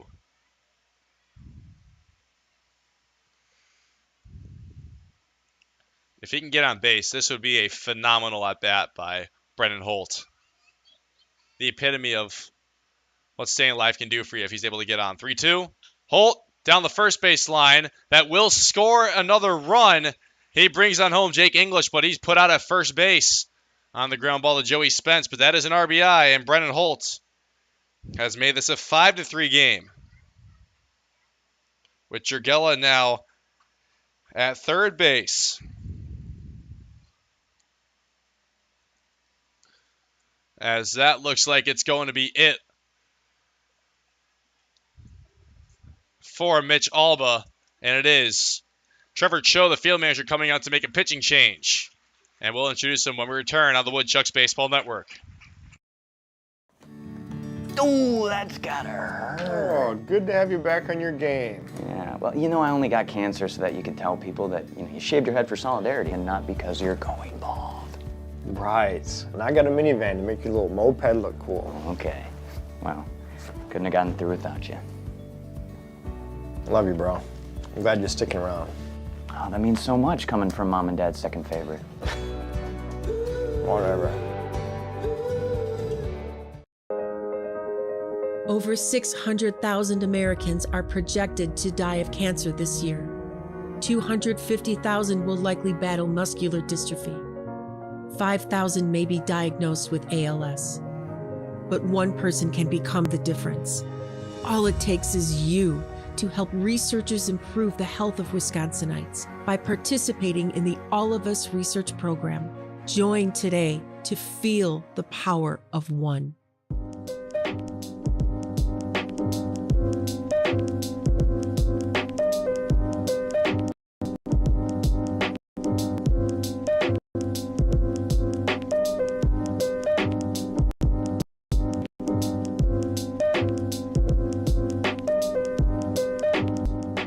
To buy your own Woodchucks merchandise, visit the Woodshed at Athletic Park, or you can visit our website, www.woodchucks.com.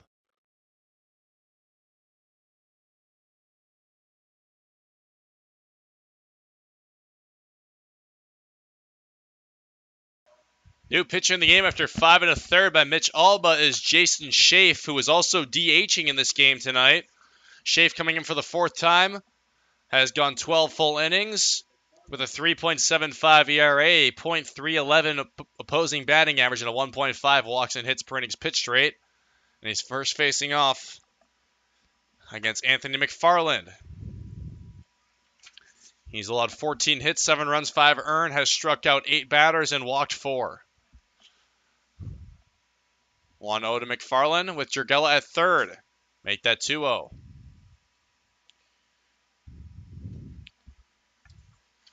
Mitch Alba gave up 9 hits, 5 runs, 2 walks, and 2 strikeouts. 2-0 from Schaaf to McFarland, and that goes right into the glove of Overbeek at third, and he throws at McFarland at first. So Jurgella not able to go anywhere since the ball was hit literally right to him. As Schaaf, the Missouri State product, coming in for the first time since June 18th, or coming in for the first time since June 29th, rather, against Wisconsin Rapids, where he went 3 full, allowing 5 hits, 4 runs, all earned, striking out 1 and walking 1. And 14 batters faced against the Rafters in a 9-1 loss. He didn't pick up the loss in that game, though. As Jesse Donahoe up for the 4th time, having himself a nice night to plate.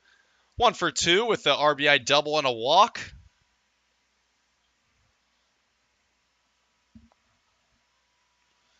He's still looking to score. Jurgella from third. 1-0, taken for strike 1 on a fastball from Schaaf.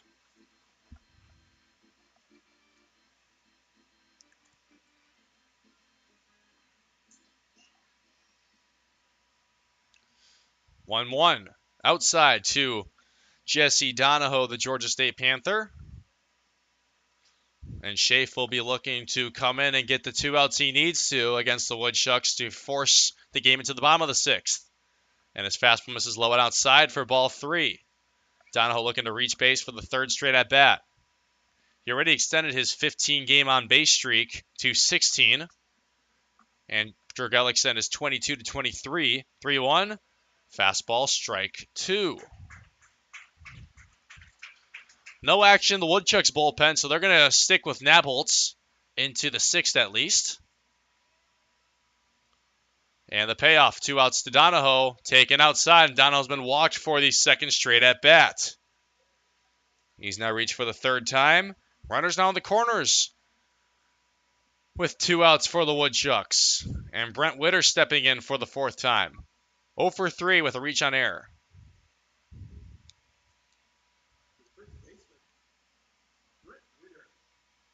The Evansville ace, Brent Witter. The returning Chuck from a season ago. as the Woodchucks looking to avoid falling to 0-3 on this road stretch. They're already 0-2 after a 10-3 loss to Fond du Lac and losing last night 7-6. Tonight would be a nice pickup win to finish out the first half. 1-0 to Witter. Witter in the air into right field. Adam Kootway's looking at it, tracks it, and makes the grab. Out number 3. Witter retired for the third time tonight. And that ends the 6th. But the Woodchucks put up 3 and retake the lead 5-3. As they'll come back out on defense, and Nate Nabholz will look to hold it into the 7th here on the Woodchucks Baseball Network. Ooh, that's gotta hurt. Oh, good to have you back on your game. Yeah, well, you know, I only got cancer so that you could tell people that, you shaved your head for solidarity and not because you're going bald. Right. And I got a minivan to make your little moped look cool. Okay. Well, couldn't have gotten through without you. Love you, bro. I'm glad you're sticking around. Oh, that means so much coming from Mom and Dad's second favorite. Whatever. Over 600,000 Americans are projected to die of cancer this year. 250,000 will likely battle muscular dystrophy. 5,000 may be diagnosed with ALS. But one person can become the difference. All it takes is you to help researchers improve the health of Wisconsinites by participating in the All of Us research program. Join today to feel the power of one.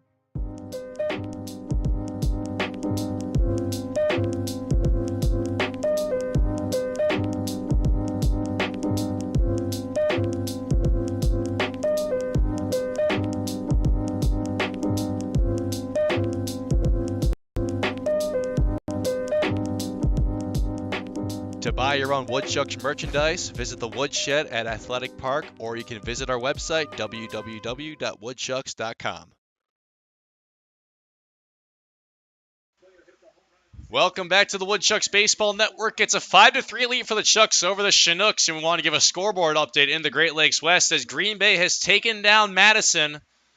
The Rockers now await the finish between the Wisconsin Rapids Rafters and the Fond du Lac Dock Spiders. If the Rockers see the Dock Spiders take down the Rafters, which they're currently up 6-1, the Rockers will win the first half and clinch their spot in the Northwoods League playoffs. Rockers finished the first half at a record of 21-15. As Nate Nabholz into inning number 6 of work, we'll keep updating you on if Fond du Lac is able to close out that game at Witter Field as we continue this one here. But this is obviously the main focus of tonight, as the Woodchucks will look to finish the first half on a positive note and pick up their 20th win of the season. Heading into the second half with some momentum, as they'll be back in Fond du Lac to start the second half tomorrow. 2-0 from Nabholz to Grimes, and Grimes takes it for 3-0. Grimes will be the start of 3-4-5 here in the 6th for the Chinooks. And the 3-0 from Nabholz in there for strike one, a fastball. Hunter Grimes 0 for 2 with 2 flyouts, as the Chinooks will look to answer the 3 put up by the Woodchucks on the top of the frame. 3-1 outside, and that is another walk allowed by Nabholz. Actually, just the first walk allowed by Nabholz in the game, and only the 4th of the season. Nabholz just does not throw walks. Now, I want to double-check the number. It is only now 4 walks allowed the whole season by Nabholz, but the leadoff man aboard here in the 6th for the Chinooks. As now Joey Spence comes to the plate and takes first pitch fastball for strike one. We got some loosening up and stretching going on in the bullpen for the Woodchucks. Looks like that's Timmy Ruffino in there, warming up for Wausau. So hopefully Nabholz can finish off the 6th at least. 0-1 to Spence, and Spence swings and misses through the breaking ball. He's down 0-2. This is where Nabholz is at his best. 0-2 counts. But then again, last 0-2, he let up a double to Will Johanna, so we'll see. 0-2. Swing and a miss. And that is a strikeout as Spence goes down swinging. And Nabholz picks up his 3rd strikeout, or his 4th of the game, rather. Strikeouts of Kootway, Johannes, Schaaf, and Spence now. Adam Kootway up for a righty-righty matchup. 0 for 1 with a strikeout and a hit by pitch as Nabbles checks over to Witter at first base, holding on Hunter Grimes. As Hunter Grimes certainly a threat to steal second base. First pitch to Kootway. High fastball for ball 1. Hunter Grimes does not have a stolen base on the season, but is a fast runner. 1-0 to Kootway. Elevated fastball again, but misses high. Ball 2.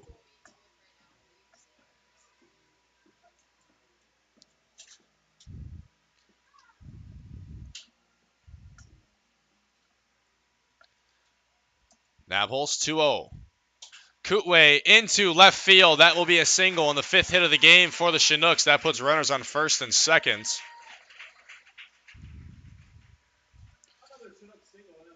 And some offense is working as the leading run comes to the plate, and Josh Overbeek, who's 0 for 2, the Cisco College product.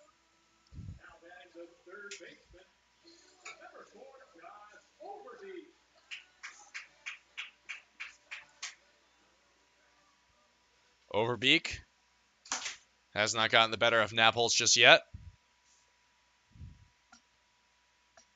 As he swings and misses through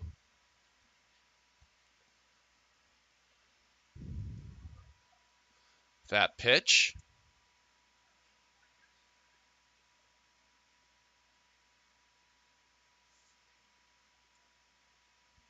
Oh, 1. Make that 0-2 on a fastball. That one catches the outer half. And Nabholz looking for a second out here in the 6th.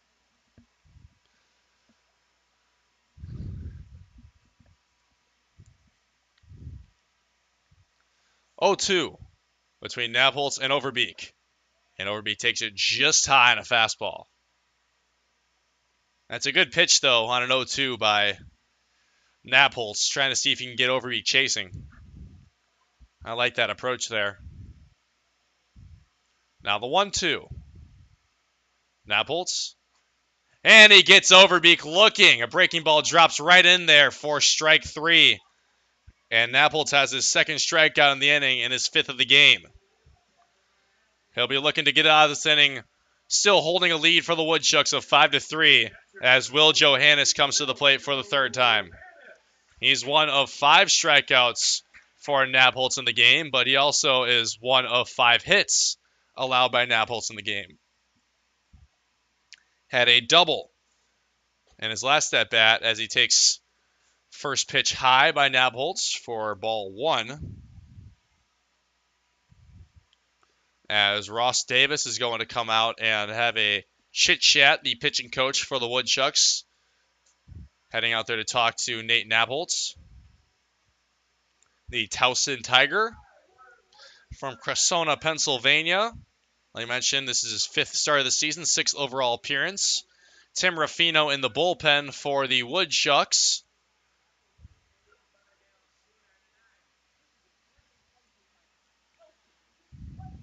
As it'll be a 1-0 count when Ross Davis returns to the dugout, and he's doing so as we speak.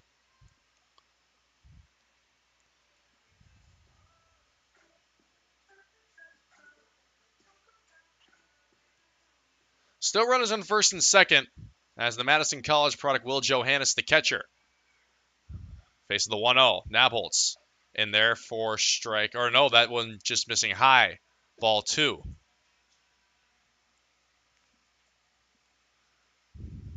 So 2-0 count now to Johannes as Nabholz will look to get out of this inning. The pitch, swung and missed at on a fastball. I'm sure if you're Brock Moss, you would love Nate Nabholz to be able to finish this 6th inning. Of course, it sounds obvious, but especially in this kind of situation. 2-1. Well, Johannes takes it just outside for ball 3.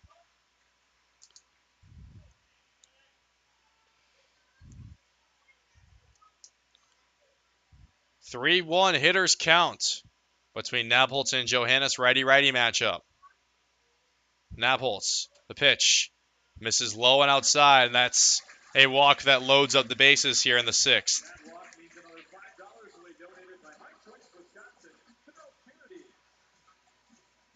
Second walk of the inning allowed by Nabholz, who only had 3 the whole season coming into this game, and 6 total appearances.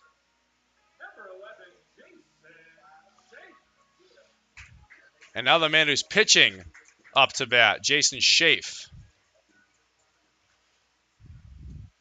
The two-way guy.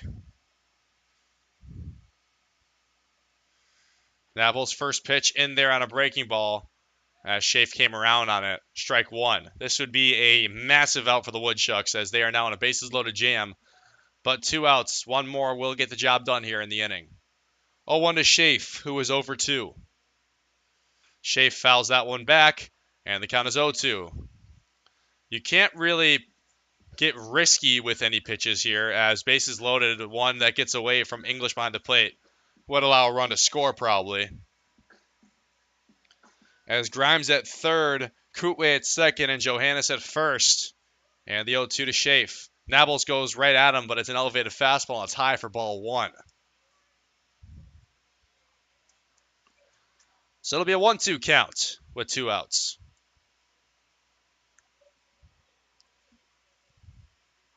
And Nabholz delivers. In there for strike 3, and Schaaf goes down looking. Huge strikeout for Nate Nabholz, and he gets 3 strikeouts for all 3 outs here in the 6th.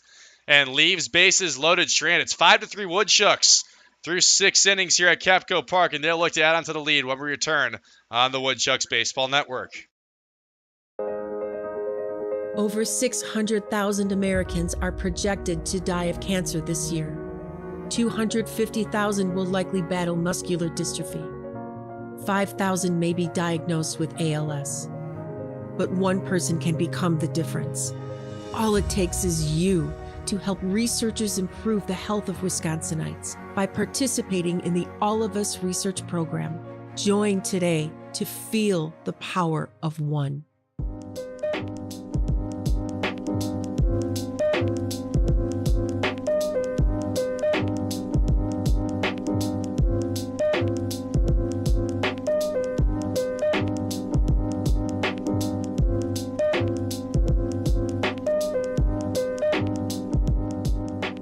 To buy your own Woodchucks merchandise, visit the Woodshed at Athletic Park, or you can visit our website, www.woodchucks.com. I'm so glad you and Jack are home. His birthday was supposed to be today, right, Mom? That's right. He wanted to meet me 8 weeks early. He sure gave us a scare, didn't he? Yeah, but he's so perfect. It's just you and me, Jack. Can I take him to show and tell? We'll see.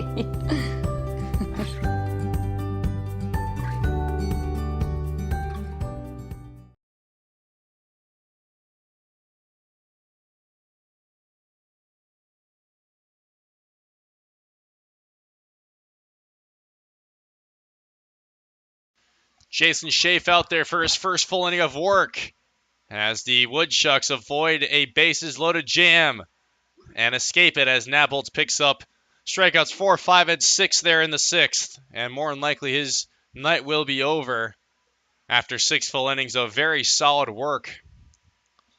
As starting off the 7th here is Colby Wallace for the Woodchucks. And Wallace facing off against Schaaf for the first time.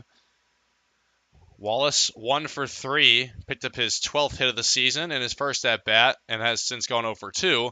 And Wallace swings and misses at the breaking ball by Schaaf, the Missouri State man. Count is 1-1. Cal State Fullerton, Missouri State. 1-1 from Schaaf to Wallace. Grounded foul into the dugout of the Chinooks. 1-2 count. Colby Wallace. Fun fact, his brother Alex is coming to play for the Woodchucks. As he does not come through on the breaking ball, he stays home. So that will be a ball instead of a strike. And the count is 2-2. His brother Alex Wallace coming to play for the Woodchucks. He's a pitcher who just finished up his senior year of high school. Colby Wallace down the first base line goes foul, and he stays alive at 2-2. But both Wallace brothers will be on the Woodchucks for the second half of the summer, so that's a pretty fun thing to have for Wausau. It's going to be a brand new team come tomorrow, as a handful of first half guys will be on their way out, and a handful of second half guys on their way in. Colby Wallace down the first base line, and he's off to second base. He's sprinting, and he will slide in safely. But Colby Wallace got hurt on the play.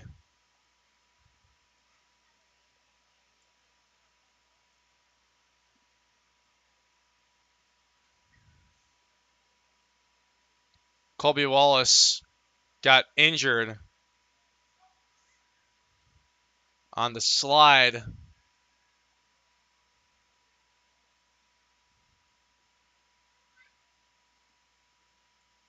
He was hustling into second base pretty fast.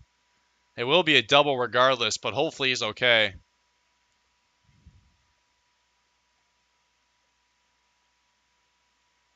As he's able to get up, and he's helped up by field manager Brock Moss and the athletic trainers. He'll walk it off. Can't really tell exactly what might have happened, but it looks like it's something wrong with his right leg possibly. I won't make speculation, but it's just good to see him walk in. It looks like he might stay in there at second.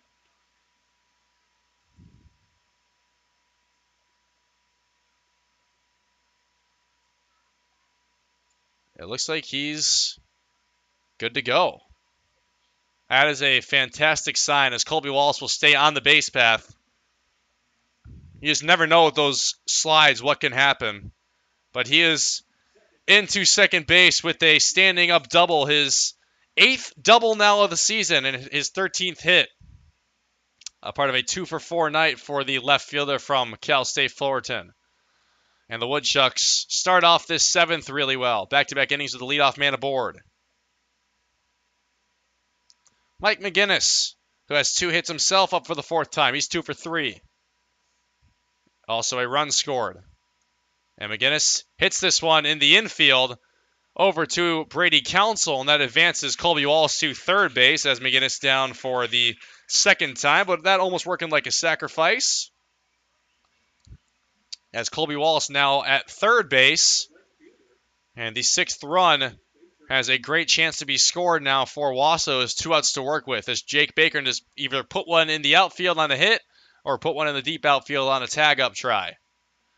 Baker, who is 1 for 2 with a run and a walk, up for the 4th time. As he takes first pitch strike from Jason Schaaf.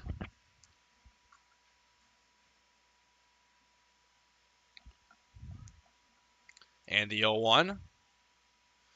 Baker over to Brady Council, and because the infield is playing in, Colby Wallace can't score. That's a tough way to go down if you're Jake Baker. As Colby Wallace will look to be scored now by Jake English. The second half of Jake Squared in the lineup tonight. And the second half of the Kansas Jayhawks Squared. English swings and misses at the breaking ball by Schaaf. That was a nice pitch. 5 runs, 10 hits, 2 errors for the Woodchucks. 3 runs, 5 hits, 2 errors for the Chinooks. 2 outs here in the top of the 7th. 0-1 to English. Takes it low. On an off-speed, 1-1.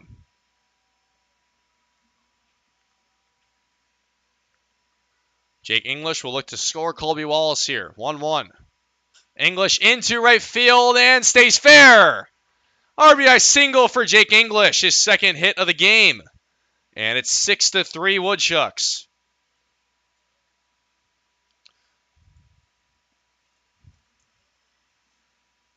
Jake English loves going opposite field as a right-handed batter. And that now brings up a guy who's having himself an awesome night at the plate. 2 for 3 with that 2 RBI double back in the 6th. And he's up for the 4th time. He's reached all times he's been up. And he takes first pitch outside and high on a fastball. Does Brady Jurgella. He's center fielder tonight from the University of Minnesota. 1-0. And Dragella watches that one go low on a changeup.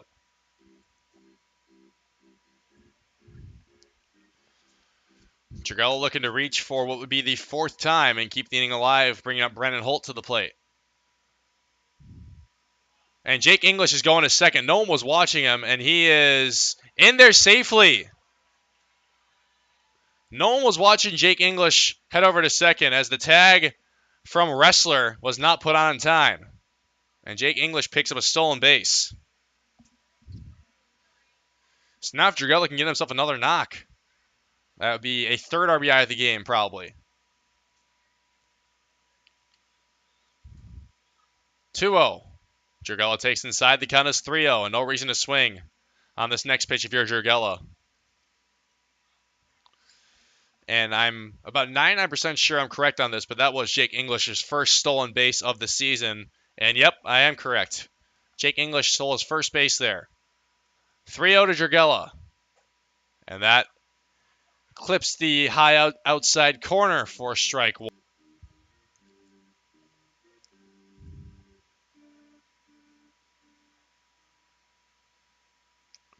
Dragella awaits the 3-1 from Schaaf, and the pitch.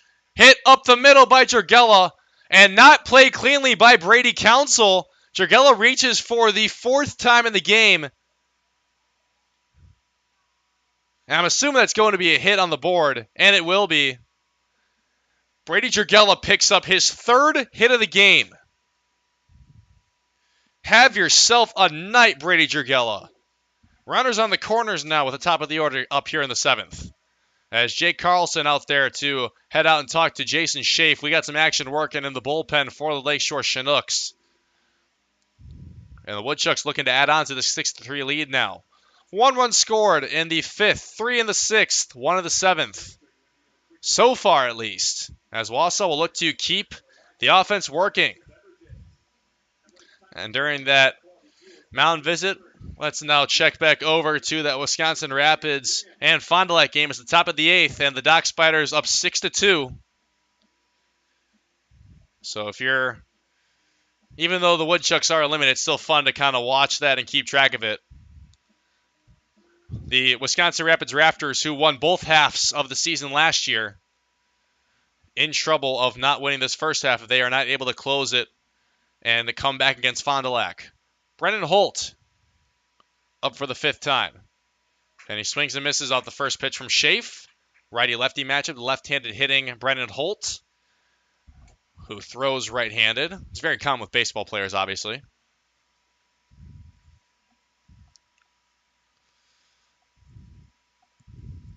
Oh, 1. As Schaaf checks over to Dragella at first base, but the throwback not in time to Joey Spence.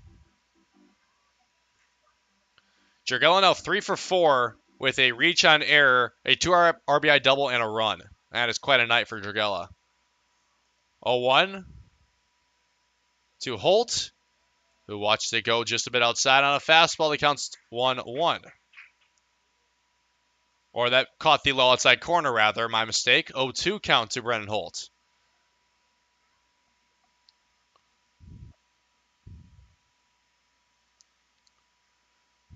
The pitch from Schaaf. Brennan Holt swings and misses. And that is how the inning will end here in the 7th. Schaaf picks up his first strikeout. But the Woodchucks add another one. And it is 6-3 Wausau. Time to stretch out the legs here at Capco Park. We'll be back for the bottom of the 7th on the Woodchucks Baseball Network.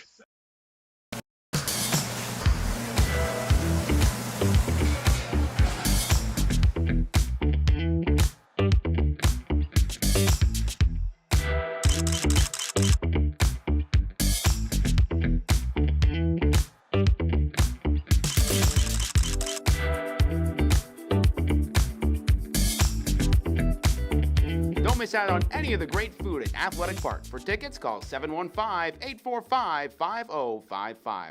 The savings are heating up this summer at Cellcom. Save up to $300 on the top phones from our most iconic brands. Plus, save $150 on all connected tablets, smartwatches, and cameras. Keep kids busy this summer with a tablet, track your steps with a smartwatch, or monitor your cabin with a camera. Now, unlimited data is more affordable than ever with our single unlimited plan, offering unlimited data for only $29.95 per month for just one line. Visit cellcom.com/save for details. Ooh, that's gotta hurt. Oh, good to have you back on your game. Yeah, well, I only got cancer so that you could tell people that, you I'm glad you're sticking around. Oh, that means so much coming from Mom and Dad's second favorite. Whatever.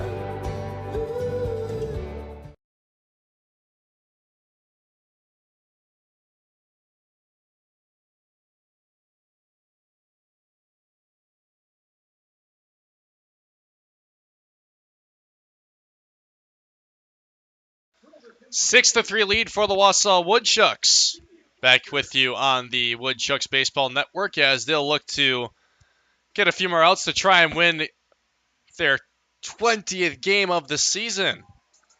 And after 6 full innings by Nate Napoltz, giving up 5 hits, 3 runs, striking out 6 and 2 walks, Tim Ruffino coming into the game for what will be his final appearance with the Woodchucks, first half player. And it's it'll be his 9th appearance with a 1.54 ERA and 11 2/3 full innings pitched. The left-hander from Bogalusa, Louisiana, comes with a 1.11 walks and hits per innings pitched rate, has struck out 6 batters, allowed 12 hits, 3 runs, 2 earned, has only walked 1, and has an opposing batting average of .286. He forces a lot of groundouts and flyouts, does Ruffino. He's a contact pitcher, but also can come at you with some high-velocity fastballs. 0-1. First pitch fastball in there for strike one from the redshirt junior who will be transferring from Coppin State to Southern Arkansas next year. 0-1. Hit this one up the middle, does Gabe Ressler, and that is a leadoff single here in the 7th for Ressler. And the 6th hit of the game for the Lakeshore Chinooks. Leadoff man aboard for the 3rd straight inning for Lakeshore. But it didn't result in any runs last inning as the Woodchucks were able to avoid a bases-loaded jam with 2 outs. Drew Townsend, top of the order, as they're going through the 4th time. Lefty-lefty match between Ruffino and Townsend. And Ruffino goes fastball, misses just a bit outside. He calls himself the one-handed pitcher because he was born without a right hand and has learned how to play baseball with just his left hand as a pitcher. It's quite impressive. 1-0. That misses low again.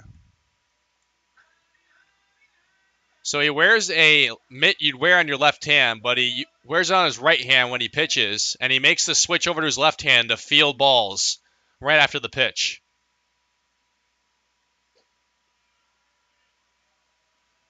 And he misses for ball 3 to Townsend, who is 0 for 2 with a sac fly RBI. 3-0 from Ruffino. And that one in there for strike one on a fastball.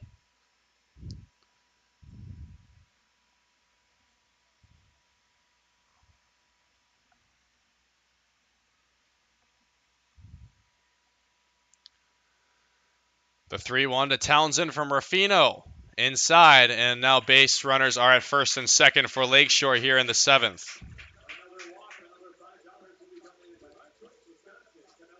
Only the second walk allowed by Ruffino this season. And Brady Council is the tying run that has come to the plate. As Ross Davis is going to head out there and talk to Ruffino after he has not really found his spot just yet in this outing. And the infield will congregate.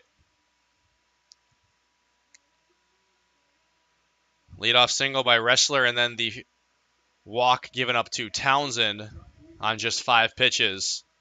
So Ruffino, who is only a first half player for the Woodchucks, making his what will be his final appearance this summer for Wausau. Hoping to go out on a very good note.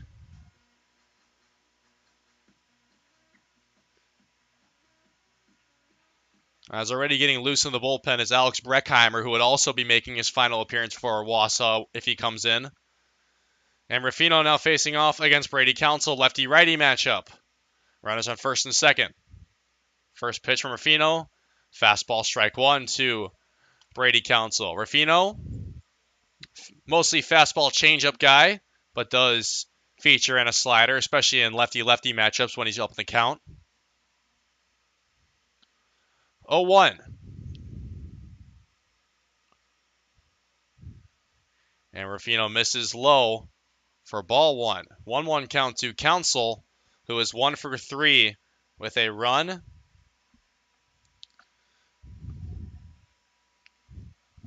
The Minnesota Golden Gopher. 1-1. Council takes inside, and Ruffino has not really been finding the spots he'd like to so far, which is very odd because he's usually a pitcher who finds it very well.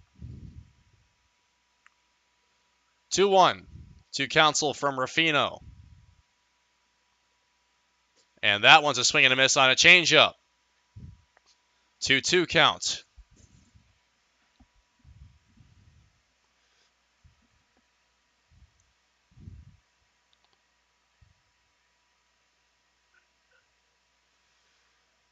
Ruffino looking for his first out here in the 7th. 2-2. It's taken low on a breaking ball. Count is full with no outs.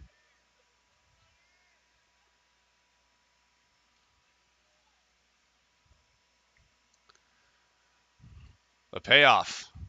Ruffino could use this out here for some confidence. Swing and a miss by Council, and Ruffino picks up a 7th strikeout this season as Council goes down swinging.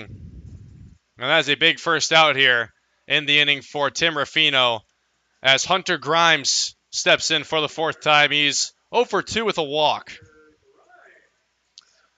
Grimes not really a ground ball type of hitter, but a ground ball would sure be nice for the Woodchucks on defense here, looking to get out of the 7th with a 6-3 lead still. First pitch, Ruffino in there for strike one on a check swing by Hunter Grimes. It was a strike anyway, so it wouldn't have mattered. Elevated fastball by Ruffino. Hunter Grimes reached on a walk in his last at bat, got to third base, then was stranded. 0-1, Ruffino, and his changeup just misses low.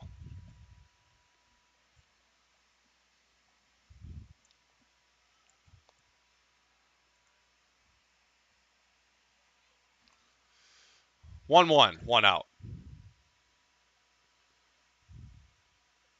Ruffino to Hunter Grimes, the Arkansas Razorback. And Ruffino hits that one on the inside half of the strike zone for strike two. 1-2 count. As Ruffino could use this out here as well.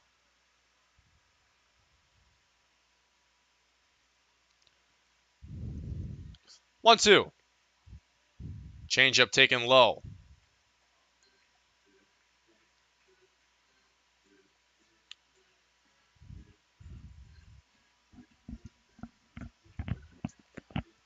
Runner still on first and second with 2 outs here in this, or 1 out rather, in the 7th. 2-2 to Hunter Grimes from Tim Ruffino. The pitch. Hunter Grimes popped into foul territory, and with no play in it for Brent Witter.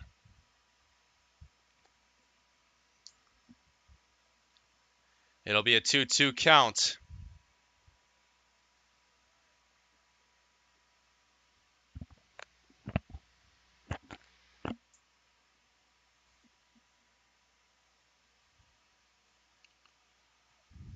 Ruffino, the pitch again. This one's hit into center field by Hunter Grimes, Jergella is there to make the grab, as tagging up to third is Gabe Wrestler, and he's in there safely. So the sack for the fly out by Hunter Grimes puts Wrestler at third, and runners now in the corners with 2 outs here in the 7th. Joey Spence comes up to bat in the lefty-lefty matchup. This is where Tim Ruffino could certainly mess around with Spence a little bit. Likes to go more to his breaking ball against lefties. First pitch, fastball in there for strike 1.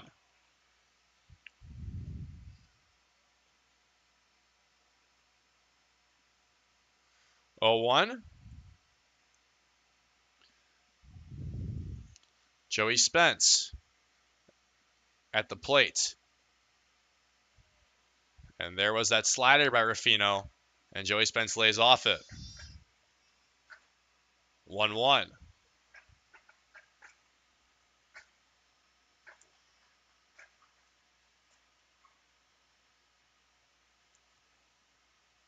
Ruffino, fastball, strike 2. 1-2 count to Joey Spence. Spence, who is 1 for 3, hasn't reached base since his single in the first. Runners on the corners as Lakeshore will look to try and cut into this lead. Ruffino looking to get out of it. 1-2, 2 outs. And the breaking ball just misses inside, ball 2. 2-2 counts. From the former Coppin State man to the current Notre Dame man, Joey Spence.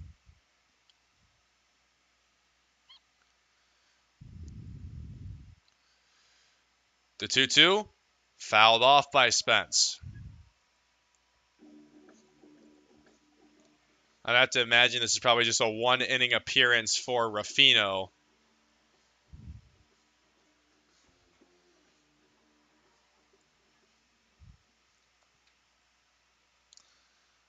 The 2-2 once again.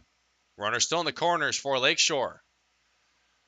The pitch, missing outside on a fastball. Count is full, 2 outs. The right-handed batting Adam Kootway on deck. This is a very big at-bat in this game between Spence and Ruffino. Payoff, 2 outs. Spence in the air. Foul territory and will not be playable for Brent Witter.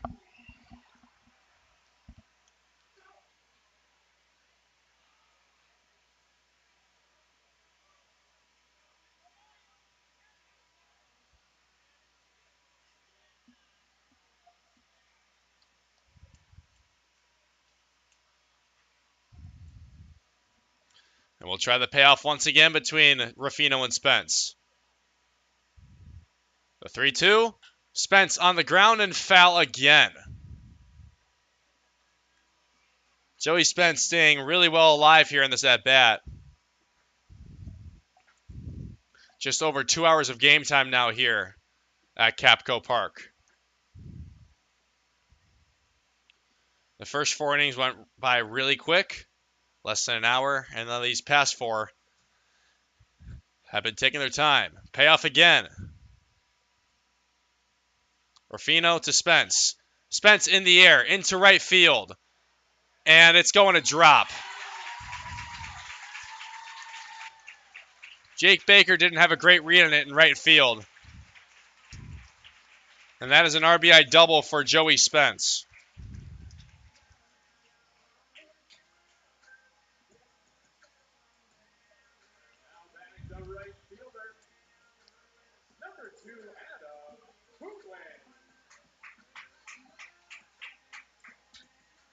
Brock Moss going to come out there. More than likely take the ball from Tim Ruffino for the last time this summer. As Jake Baker could not make the best read in that. Into the game will come Alex Breckheimer into a 6-4 ball game with runners on second and third. Alex Breckheimer will look to pick up the last out here in the 7th and take us into the 8th when we come back on the Woodchucks Baseball Network. I'm so glad you and Jack are home. His birthday was supposed to be today, right, Mom? That's right. He wanted to meet me 8 weeks early. He sure gave us a scare, didn't he? Yeah, but he's so perfect. It's just you and me, Jack. Can I take him to show and tell? We'll see.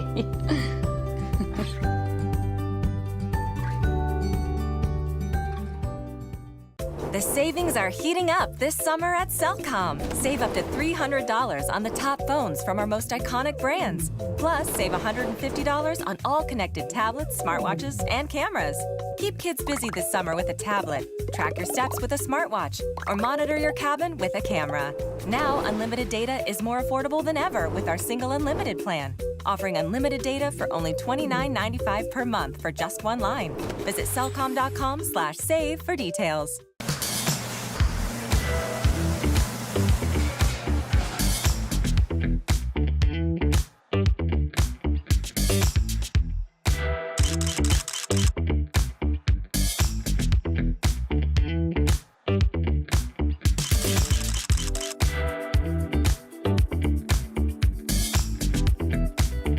Don't miss out on any of the great food at Athletic Park. For tickets, call 715-845-5055.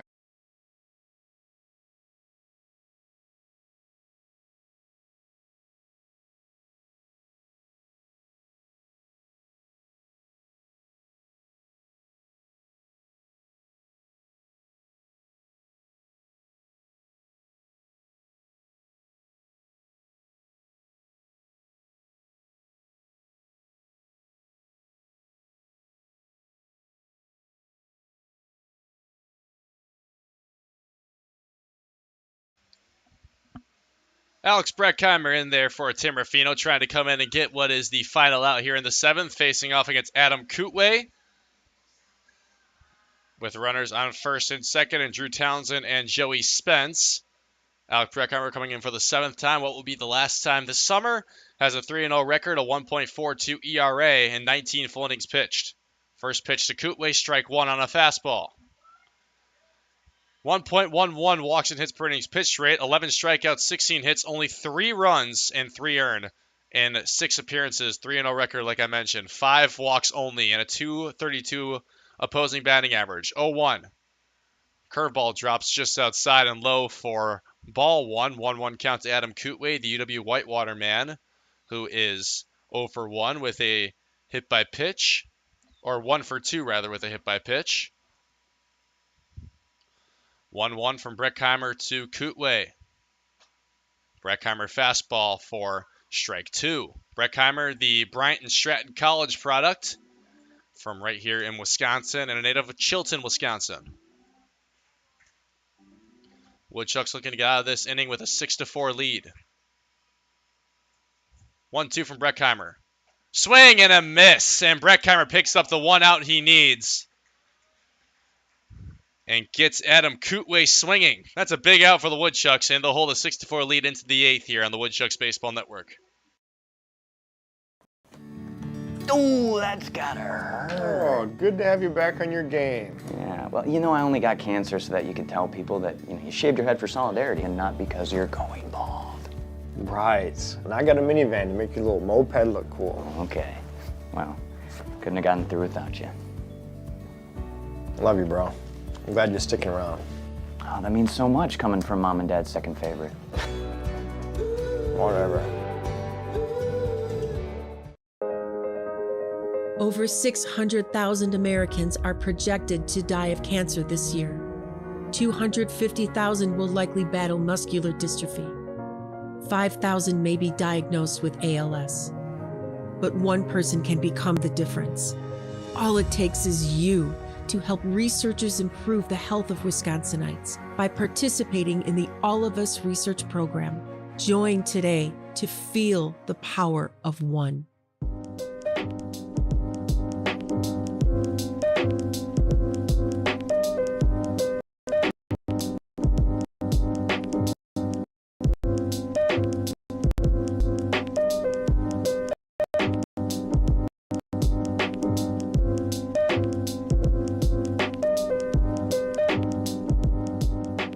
To buy your own dice, visit the Woodshed or you can visit.com.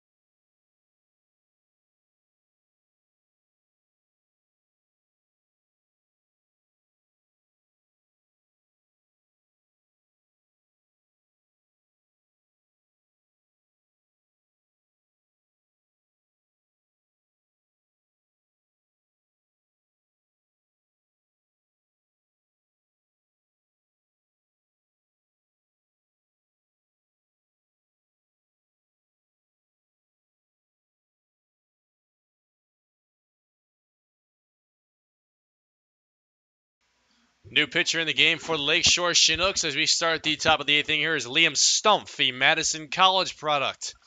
And he's first facing off against Anthony McFarland. There's a chopper in the infield. Brady Council won't be able to make the throw in time.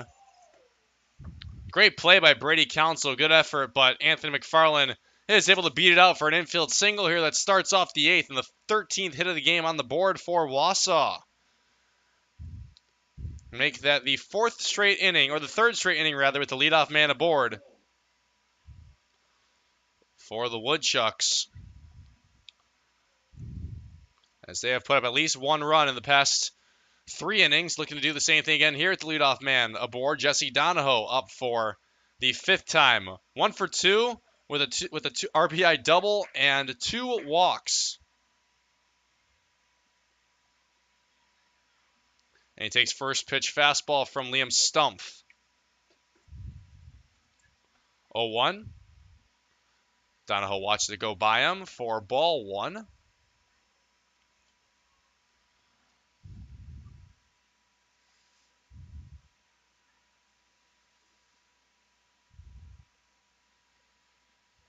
As Stumpf checks back over to first base.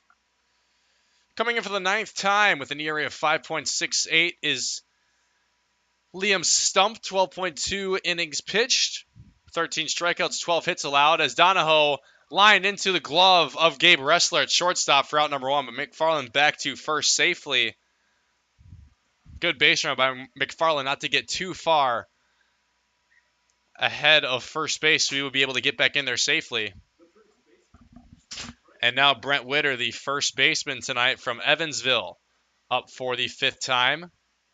He is 0 for 4 with a reach on error, but Stumpf has allowed 9 runs, 8 earned, 8 walks as Witter in the air in the infield.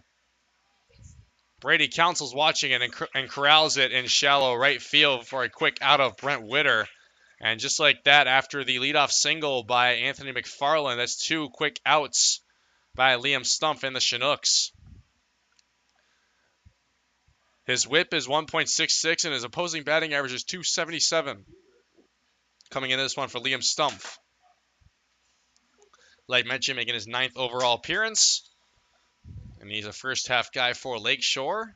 So he'll be making his last appearance with the Chinooks this summer. In this game tonight, as Colby Wallace, who's on a 2 for 4 night, up for the 5th time. Double and a single as well as a run scored. He had that odd-looking slide into second base where it looked like he was hurt for a second but got up just fine. Now he's up to bat again. So great sign as he takes ball 2 inside on a fastball from Stumpf.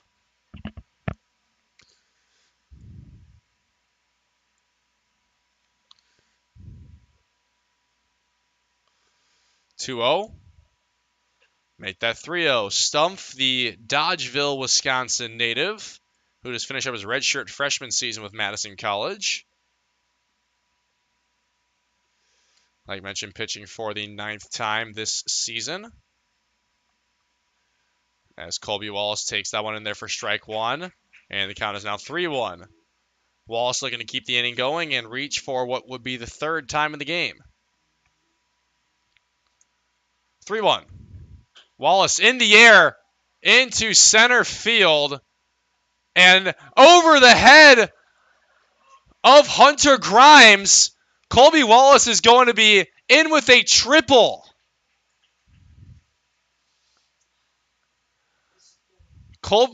Hunter Grimes lost the ball in center field. Colby Wallace got all of it. And it's now 7-4 Woodchucks. RBI triple for Colby Wallace. And hit number 14 on the board for the Woodchucks. That is his second triple of the season as well. Well, it's kind of a shame that Colby Wallace has 2 outs because he's now a home run shy of the cycle. He has a single, a double, and a triple tonight. As Mike McGinnis pops this one into shallow right field. It dropped! Mike McGinnis just picked up his 3rd hit of the game as back-to-back outfield blunders by the Chinooks has made it an 8-4 ball game. RBI single by Mike McGinnis. His 3rd of the game. 2 runs here in the 8th, and Woodchucks are now spotting a 4-run lead.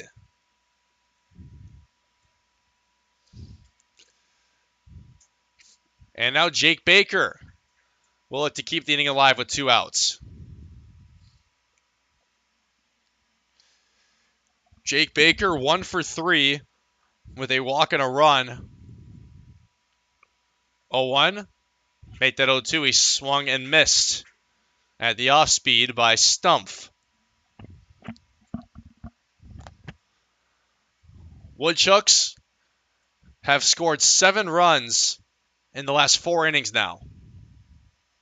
0-2. Baker down the left field line. That will go foul and out of play for Josh Overbeek, who is not able to get near that. They'll be feeling much more comfortable heading into the bottom half of the 8th. Now spotting a 4-run lead.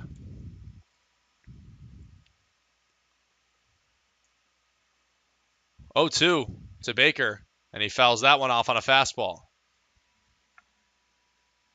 Woodchucks looking to end the second half, or the first half rather, on a positive note.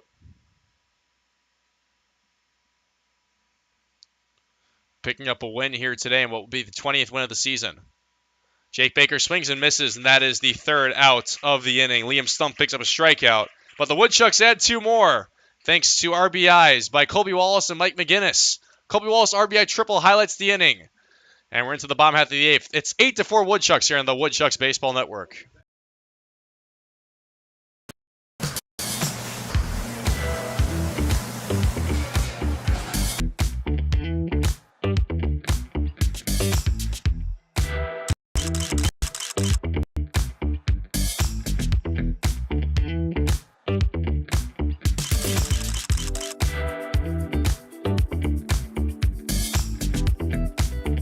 Don't miss out on any of the great food at Athletic Park. For tickets, call 715-845-5055. The savings are heating up this summer at Cellcom. Save up to $300 on the top phones from our most iconic brands. Plus, save $150 on all connected tablets, smartwatches, and cameras. Keep kids busy this summer with a tablet. Track your steps with a smartwatch, or monitor your cabin with a camera. Now, unlimited data is more affordable than ever with our single unlimited plan. Offering unlimited data for only $29.95 per month for just 1 line. Visit cellcom.com/save for details. Ooh, that's gotta hurt. Oh, good to have you back on your game. Yeah, well, I only got cancer so that you could tell people that, you shaved your head for solidarity and not because you're going bald. Right. And I got a minivan to make your little moped look cool. Okay. Well, couldn't have gotten through without you.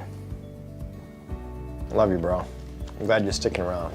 Oh, that means so much coming from Mom and Dad's second favorite. Whatever.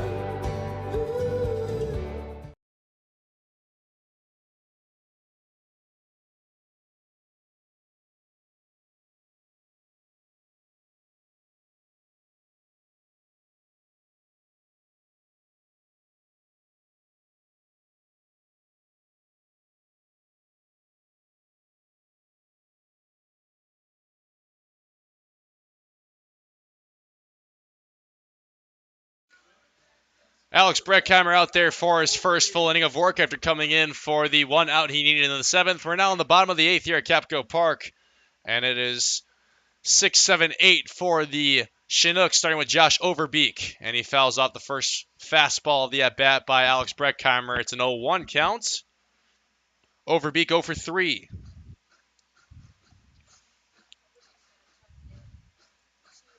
The third baseman for the Lakeshore Chinooks. 0-1 from the Bryant Stratton man, Alex Breckheimer. And Overbeek now down 0-2.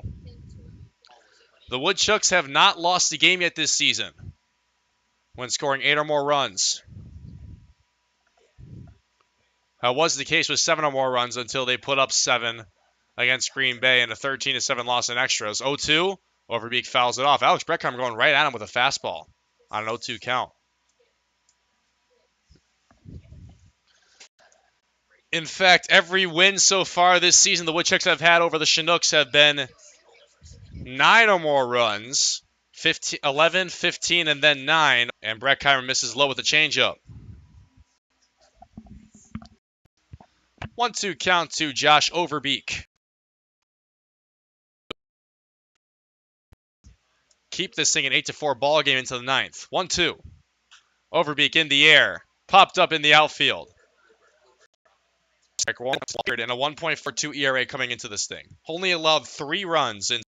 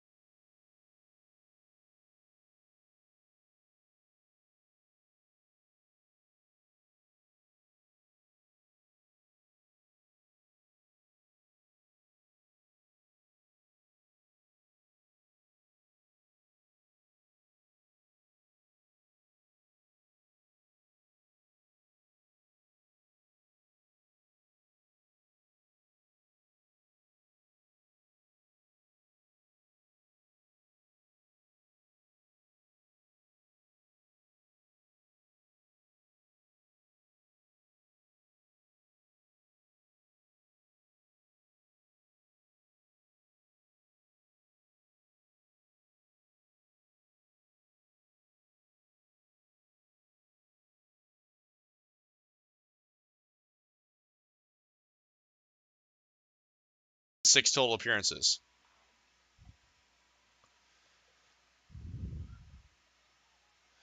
Two-one to Johannes. And Johannes in the air, popped into playable foul territory, and Witter won't be able to get there. So that'll just be strike 2 instead of an out.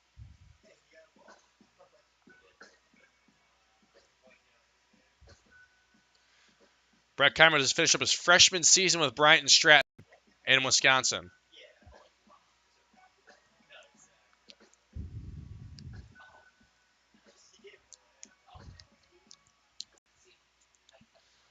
Like mentioned, a native of Chilton, Wisconsin. He's had a great summer for Wausau. He's looking to end on a very high note. 2-2. Johannes swings and misses. Breckheimer picks up his second strikeout. Now has retired the 3 batters he's faced so far. He's now looking to go 1-2-3 against Jason Schaaf.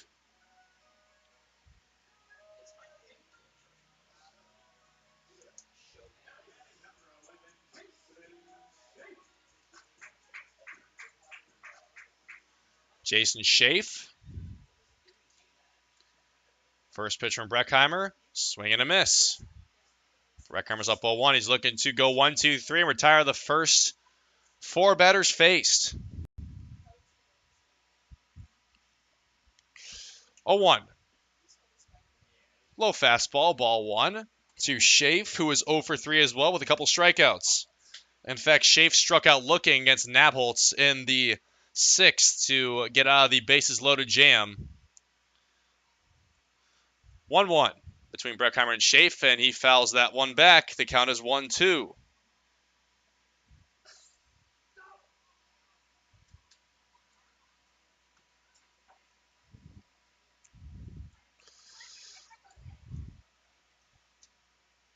So Breckheimer looking to get out of this thing in 1-2-3 fashion. 1-2.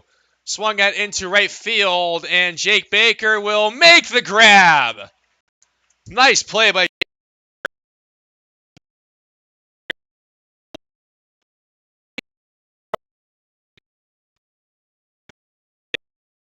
Ball Network.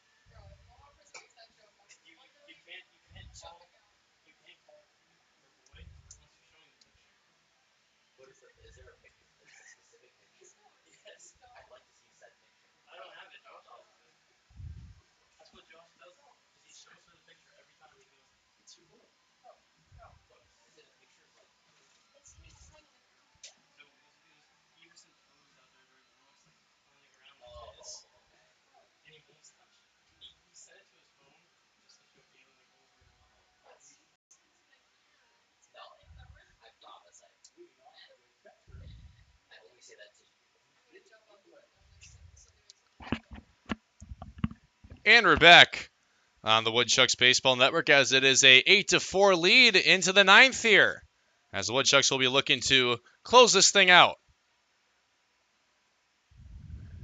But first, they'll try to add some more cushion rather, to this 8-4 lead, as Jake English leads off the ninth. And Jake English fouls off the fastball for strike one. It's a 1-1 count between English and Liam Stumpf, who's out there for his second inning of work.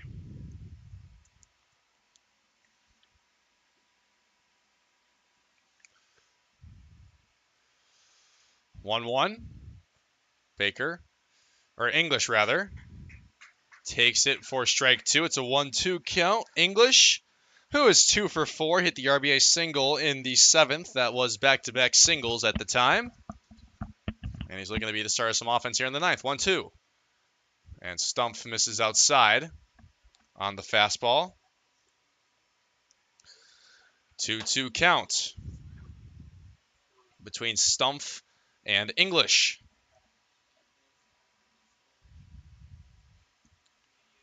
And the pitch. English, ground ball. Overbeek fields it. And the 5-3 completed for out number one. English more than likely finishes 2 for 5 on the night. It's a pretty solid night from the Kansas Jayhawk catcher. But now comes the hottest bat tonight in the order for Wausau. He has 3 hits and a reach on error. Has not been retired yet in the game is Brady Jurgella. And it was highlighted by that 2 RBI double in the sixth. Jurgella. First pitch from Stumpf. Fouls off the fastball. He's faced off against all righties tonight, so maybe that has something to do with it as a left-handed batter. And he's not looking to go down here, as he's hoping he'll be able to get on. 0-1 outside for ball one from Stumpf.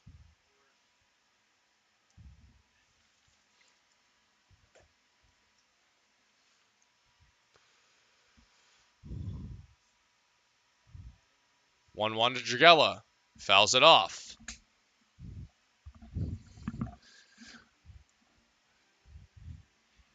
Three straight hits. It was a single in the 5th, a 2 RBI double in the 6th, and a single in the 7th for Brady Dragella, the Minnesota Golden Gopher.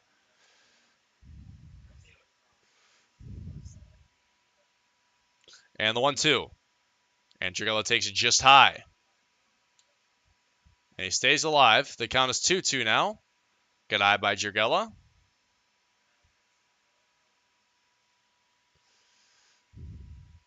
2-2 coming from Stumpf. Dragella takes it outside. And the count is now full with 1 out here in the 9th.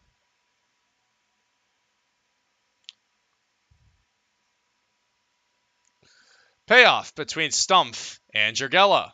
And Dragella swings and misses. He's retired for the first time tonight. But still, that doesn't take away from the fact that he has had himself a great night at the plate. Now with 2 outs comes Brendan Holt before the Woodchucks will head back out there to try and close this game out. As there's no one warming up in the bullpen, so it looks like it will be Alex Breckheimer coming out to try and close this game and win number 20 this season for Wausau. And Brandon Holt swings and misses at the first pitch. Strike 1. Or takes that one, rather, for ball 1. Didn't swing. Dragella picked up his 26th, 27th, and 28th hits, as well as his 4th double and his 9th and 10th RBIs. But Brandon Holt does swing and miss at that one on the breaking ball by Stumpf. 1-1 counts.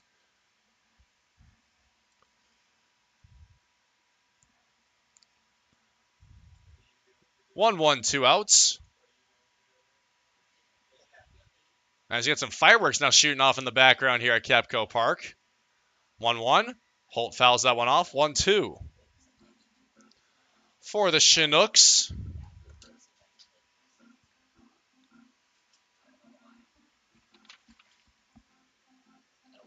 It'll be 9 then top, starting with Gabe Ressler in the 9th, as the Woodchucks will be up by 4. 1-2 to Holt.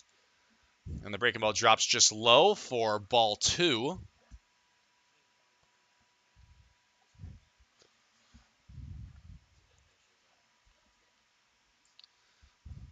So it'll be a 2-2 between Liam Stumpf and Brendan Holt. And Holt down the first base line, and he's going to be off to second base.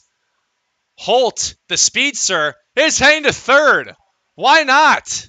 And he's going to be in there with the triple. Brendan Holt hit one down the third base line, went all the way down to the right field wall, and he has hit a triple here in the 9th. He didn't have an extra base hit coming into this game, but why not have yourself your first 2 of the season here tonight? Woodchucks with their 2nd triple of the game.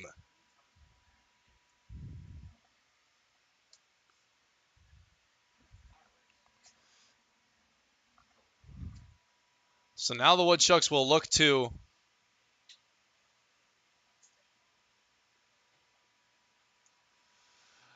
score a 9th run as Anthony McFarland comes to the plate.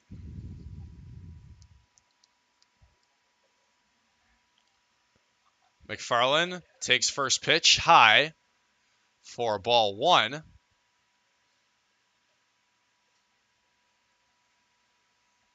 1-0. McFarland to Gabe Ressler, and Ressler will make the throw in time to Joey Spence for out number 3.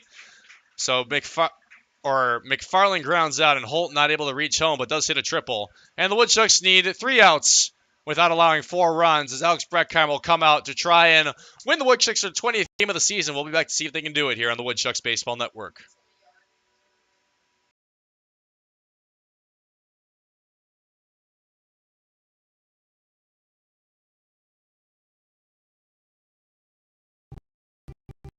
I'm so glad we're home. His birthday was supposed to be today, right, Mom? That's right. He wanted to meet me 8 weeks early. He sure gave us a scare, didn't he? Yeah, but you're perfect. It's just you and me, Jack Jack. Can I take him to show and tell? We'll see.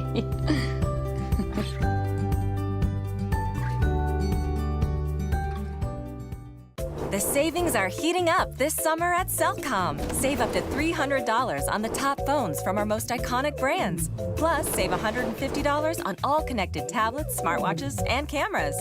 Keep kids busy this summer with a tablet. Track your steps with a smartwatch, or monitor your cabin with a camera. Now, unlimited data is more affordable than ever with our single unlimited plan, offering unlimited data for only $29.95 per month for just one line. Visit cellcom.com/save for details.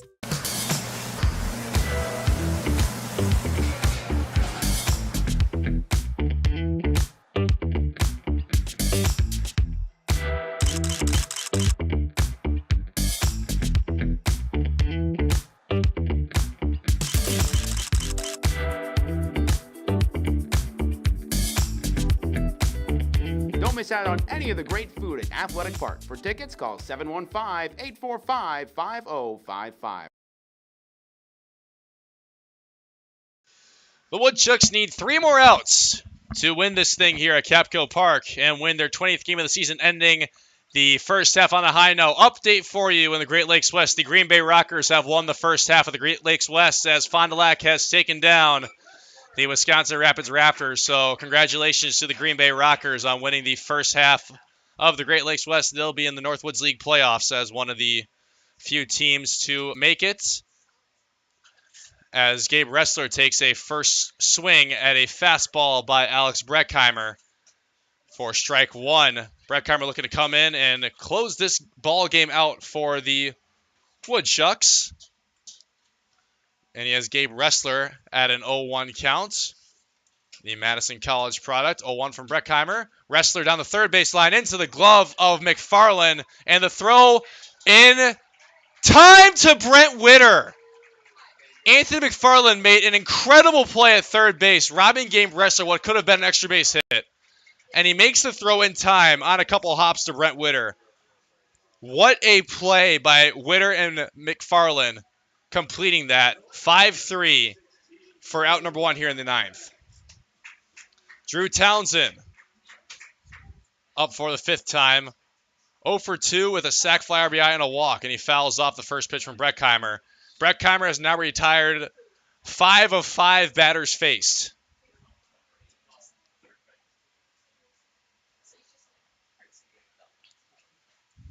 Oh, 1. And that one in there for strike 2. Townsend down 0-2. Breckheimer looking to come in and get the job done here for the Woodchucks here in the 9th.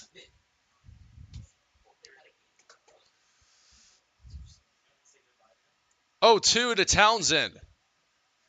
Breckheimer, the pitch. Townsend on the ground. Over to McGinnis at second base. Out number 2 on a 4-3. And the final out of the game for the Chinooks will come down to Brady Council. At least it could be the final out of the game, rather, I'll say. It's not for sure.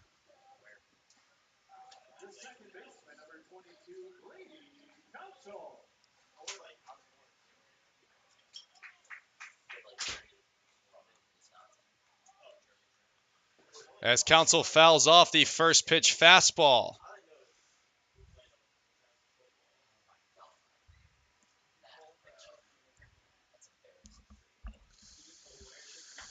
And the count is 0-1 between Breckheimer and Council. Make that 0-2 on a fastball. Breckheimer looking to go 1-2-3 here in the 9th and retire 7 batters in a row to win the game for Wausau. Council on the ground.